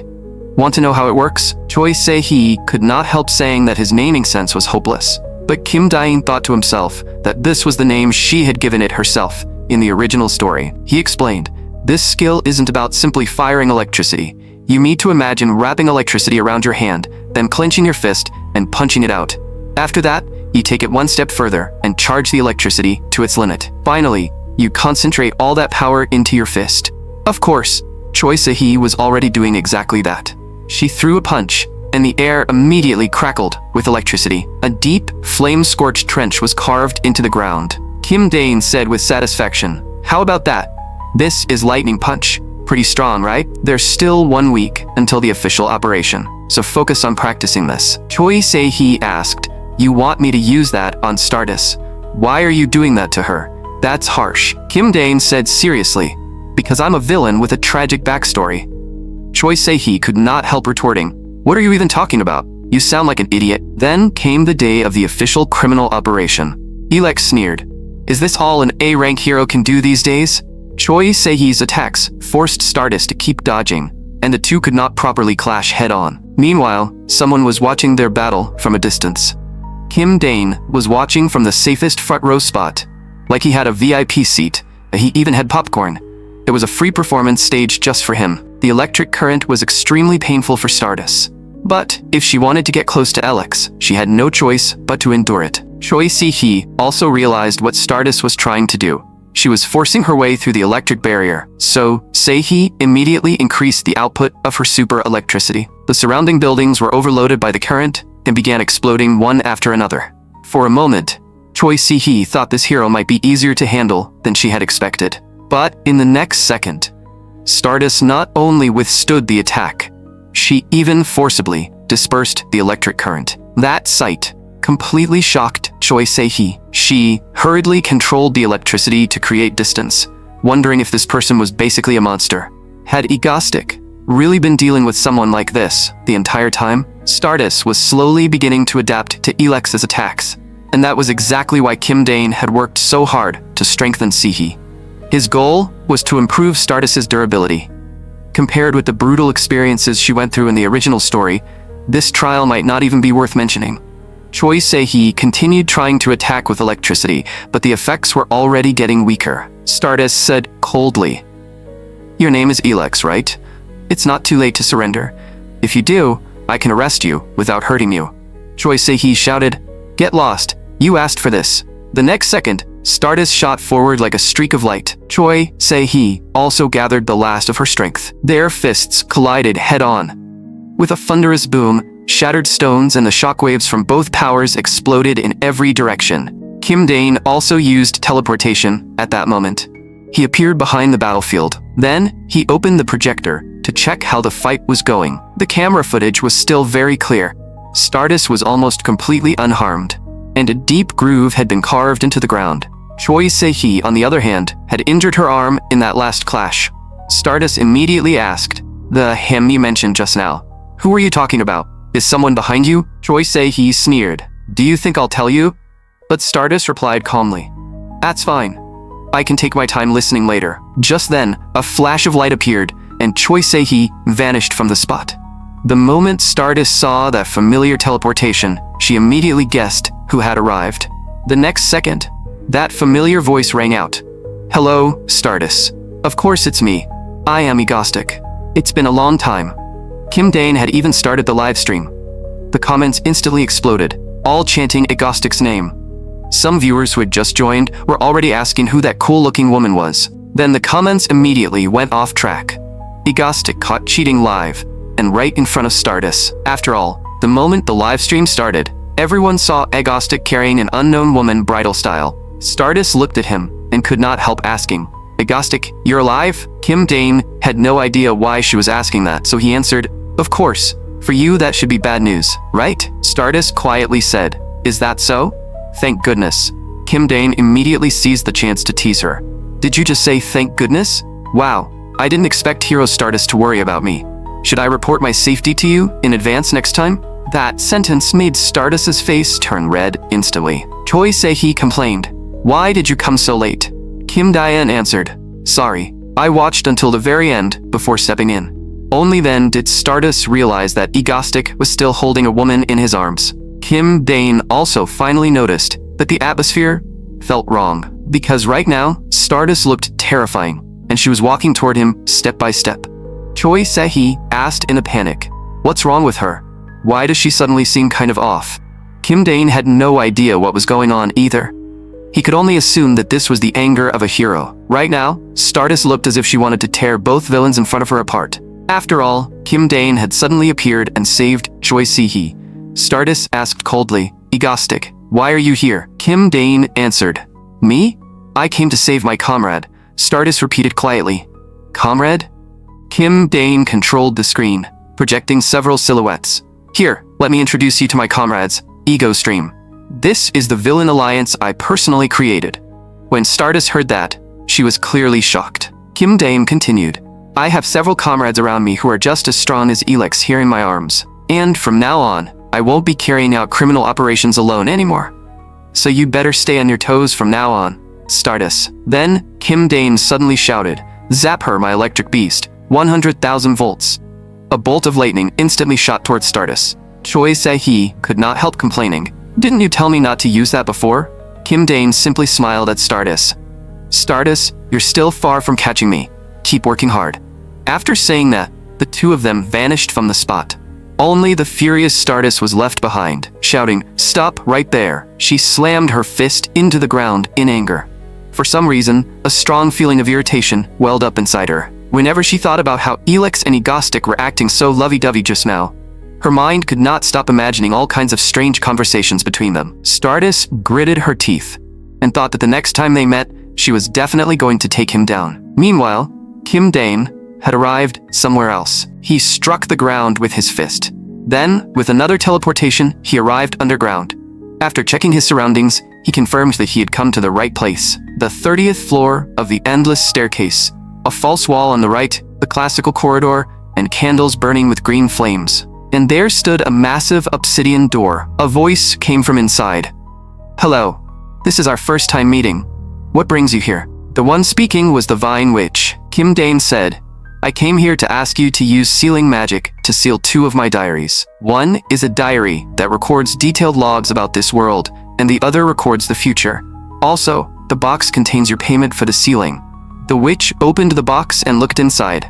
She praised the beautiful stones, agreed to his request and asked how long the seal should last. Kim Dane answered, "Both of them, until the day I die." The witch let out a soft sigh. Then she began casting magic to seal the two books. Kim Dane quietly watched the scene unfold. The witch said, "From now on, no one except the owner can see what is written inside." Kim Dane thanked her. "Witch, thank you." Watching him walk away, the witch reminded him, "You are walking a very difficult path. Do your best." When Kim Dane heard that, he froze for a moment. Then he answered, "Someone has to walk it."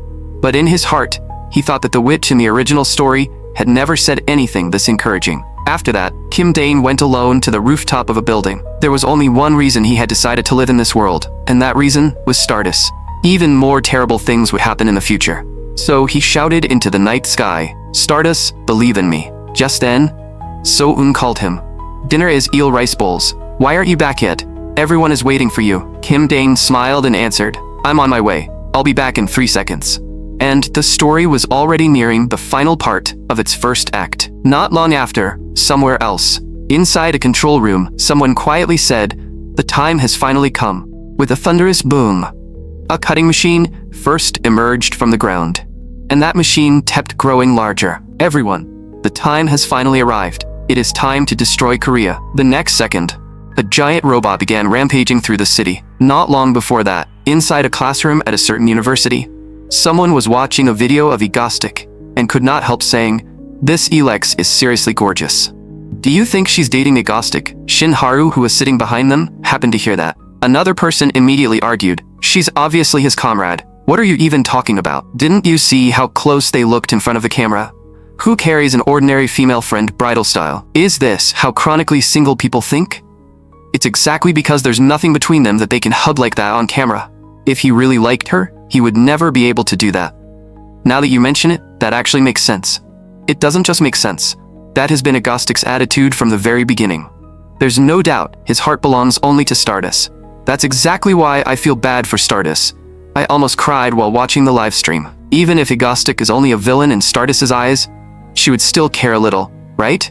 Holding another woman right in front of her was way too cruel. But another person said, "I still think Egostic and LX look better together." The moment he said that, he noticed Shinharu tapping the desk. He quietly asked his friend if he had said something wrong. Was she a fan who supported Egostic and Stardis of the official pairing? Just then, the professor announced that class was beginning. "The theory we will study today is..." But at that moment, Shinharu received an emergency alert. She hurriedly packed her things and rushed out, immediately asking headquarters, "Has a villain appeared?" Headquarters replied, "An unknown giant weapon is advancing in the southeastern outskirts of the city. Stardis is needed on site immediately." After arriving from the Korean Hero Association, Stardis was shocked by the scene in front of her. What stood there was a gigantic robot. With a single step, it could easily destroy an entire building. Just as a small car was about to be crushed, a streak of light flew beneath the robot's foot. It was Stardis who saved the car. She told the people inside, "If the car can still move, get out of here as fast as you can." Then Stardis charged toward the giant robot again. A voice came from the robot. "Stardis, Hound of the Korean Association, can you stop the final spark of Hanan Group?" Stardis gathered her strength and rushed forward with a punch. But the next second, the robot swatted her away. She could not understand what was going on with that level of power. Stardis immediately got back up and charged toward the robot again. Then a voice suddenly came from inside the robot. "Doctor, what happened?" Right after that, another voice rang out. "Electric Beast, go." The robot suddenly stumbled and collapsed right where it stood. Then a cloud of thick smoke rose, and a familiar voice followed. "Stardis, can you hear me?" Stardis immediately understood. It was Egostic. The reason the robot had suddenly gone haywire was that Team Ego had been fighting to seize control of it. Kim Dane laughed. "That's right, it's me, Egostic. Our friends at Hanan Group created such a stylish giant weapon. As a true villain, it would be a shame not to take it for a spin." Then he deliberately let out a villainous laugh. Choi Se-hee could not help saying that Kim Dain was an absolute jerk when he acted. So-eun calmly said she would get used to it soon. Kim Dane continued, "Stardis, I want to use this stylish giant weapon to destroy the city. Can you stop me?" When Stardis heard that, she actually became excited. "Of course. I will definitely stop you, Egostic." Then, she turned into a streak of light and charged straight at the robot. Se-eun told Kim Dane that the output adjustment was complete. Kim Dane gripped the control lever and thought to himself, "Haru, today you're going to level up properly." The robot's arm suddenly began twisting into motion. Then it collided head-on with Stardis's fist. It was clear that for now, her strength could not quite keep up with the robot. Kim Dane immediately threw out a villainous taunt. "Stardis, with that level of strength, you think you can stop the giant weapon octopus? Don't make me laugh." But while he was taunting her, he also told Seiyun to raise the output a little more and asked if they could settle this in one go. The robot, now at full firepower, began swinging its arms wildly at Stardis. Stardis immediately realized that she had to dodge these attacks with even more flexibility. She was not fast enough yet. She had to be faster, as fast as possible. Stardis pushed her speed to the limit, constantly evading the robot's attacks. Yes, this was exactly what Kim Dane wanted. He even thought that today he might finally be able to go home in one piece without getting injured. Meanwhile, somewhere else, someone reported quietly, "Mr. President, preparations are complete."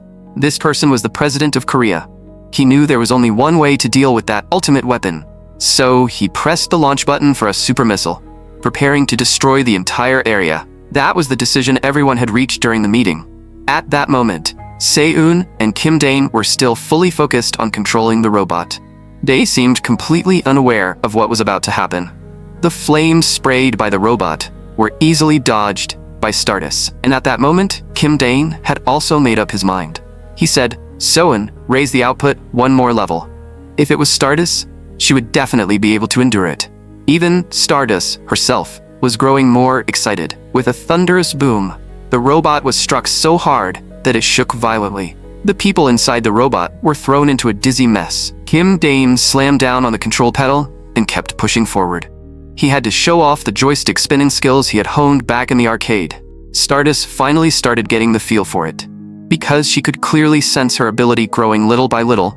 So she shouted in her heart, "Egostic, bring it on." And now, she was gradually getting used to the robot's movements. Egostic was still waiting there for her, so she had to break through this situation as quickly as possible. But in the next second, she was punched away by the robot. Kim Dane immediately taunted her. "Did you think you were starting to get used to this attack?"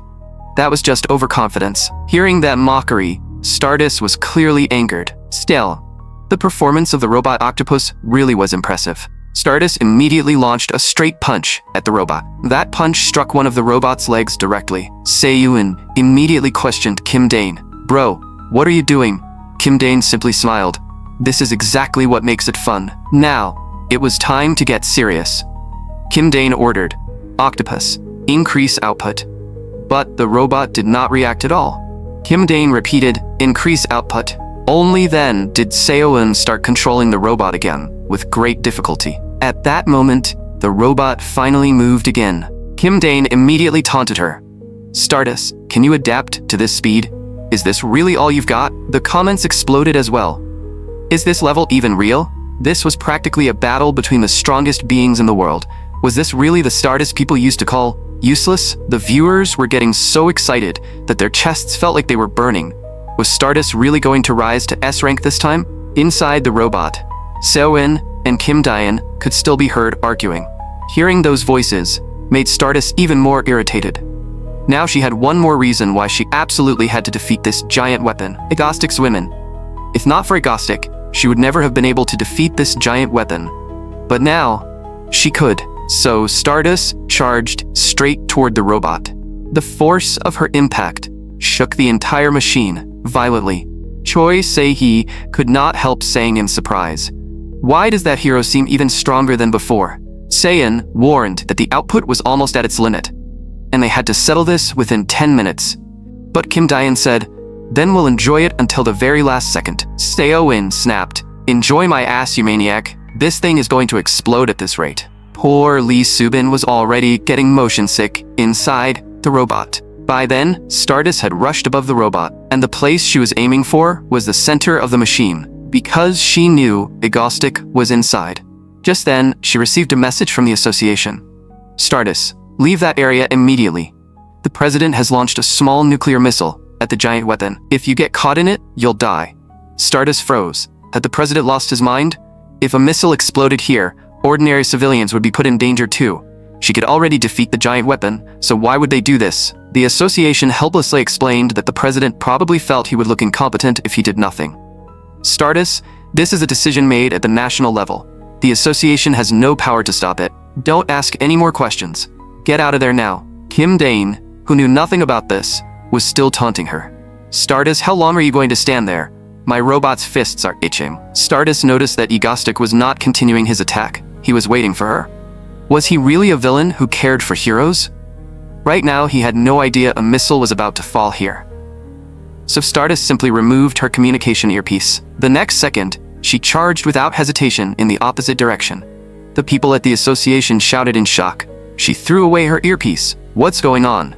But the president of the association calmly said, "It's fine. Like always, if we just sit back and watch, the answer will come on its own. So let's keep watching." Kim Dane had no idea where Stardis was going and thought she was running away, so he kept acting. Egostic is a villain. If they wanted reasons, the country had countless reasons to kill him. After all, he was a wicked villain who loved kidnapping and criminal operations. And yet for some reason, Stardis did not hate him. She flew straight toward the nuclear missile. There was not a trace of hesitation in her eyes. The missile was getting closer and closer. Stardis remembered what Egostic had once said to her.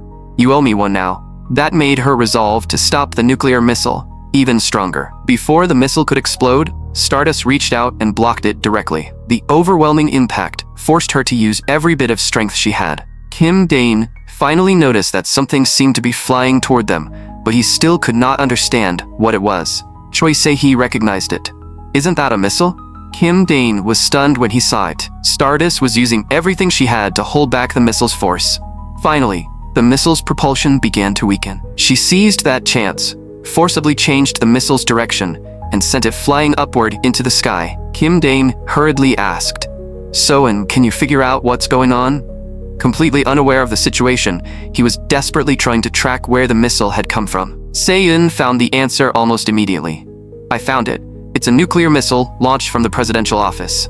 But it was already too late, because there were only 10 seconds left before detonation. At that moment, the president of Korea still looked extremely confident. But at the very last second, Stardis grabbed the missile and forced herself to fly away with it. Meanwhile, Frostblade was still casually shopping outside. For a moment, Kim Dane had no idea how to handle the situation. Carrying the missile, Stardis used every bit of strength she had to fly into the sky. At the final moment, she hurled the missile away with all her might. With a thunderous boom, a massive mushroom cloud rose in the sky. The missile had finally exploded in midair. Lee Ha-yul also saw the scene, and the Hero Association president did not even have time to eat his popcorn. The president of Korea's expression darkened instantly. Soen and Choi Se-hee were also seeing something like this for the first time. Kim Dane could not stop himself from shouting, "Stardis." At that moment, Stardis had already used up all her strength and was falling from the sky. Fortunately, in the next second, a hand caught her. Kim Dane shouted in frustration, "What are you doing? Who told you to help? What if you died?" Then he held Stardis and landed safely on the ground.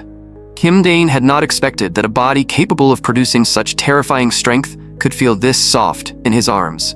But Stardis's expression looked strange, and Kim Dane's heart tightened. Crap, is she about to get angry? Why was she looking at him like that? Was she angry because she was being held by a villain? Kim Dane quickly said, "Stardis, I thought you ran away like a coward. How did you move so fast? Why did you stop that missile?" The target of that missile was the giant weapon Octopus. The giant weapon is already half destroyed, and if the missile hit it, it would be completely disabled. If we hadn't noticed in time, everyone in Egostream might have been wiped out together. "So why did you stop the missile?" Stardis answered softly, "That's why. Let's just say I paid back the favor I owed you." After saying that, she closed her eyes. But what did that smile mean? Had Stardis realized it?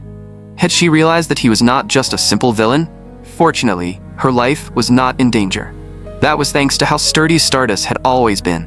Just then, So-eun said through the earpiece, "Bro, the president personally launched that missile." Kim Dane realized that this world had now become completely unpredictable. If everyone saw Stardis blocking a missile for them, public opinion would probably start shipping him and Stardis even harder. He could not let that continue. So he immediately said, "Soen, start the live stream." Soen had been waiting for that order and instantly started the live stream. Kim Dayan looked into the camera and said, "Hello everyone, I'm Egostic." The comments exploded immediately. Everyone was asking what had happened after Stardis suddenly flew upward. and the livestream cut off. Kim Dane said, "Do you want to know where Stardis went? She is right here." When the viewers saw Stardis unconscious, they were instantly shocked. Some asked if Stardis had lost, while others cursed Egostic for going too far. Kim Dane said coldly, "Of course I didn't do this. This was done by the president, who wanted to kill me, a villain. He fired a nuclear missile into the city. The president of Korea used a nuclear weapon just to kill one villain." Public opinion online exploded instantly. Everyone was furious, saying the president had abandoned the ordinary citizens of the city just to kill Egostic. And Stardis, who had just woken up, sighed too.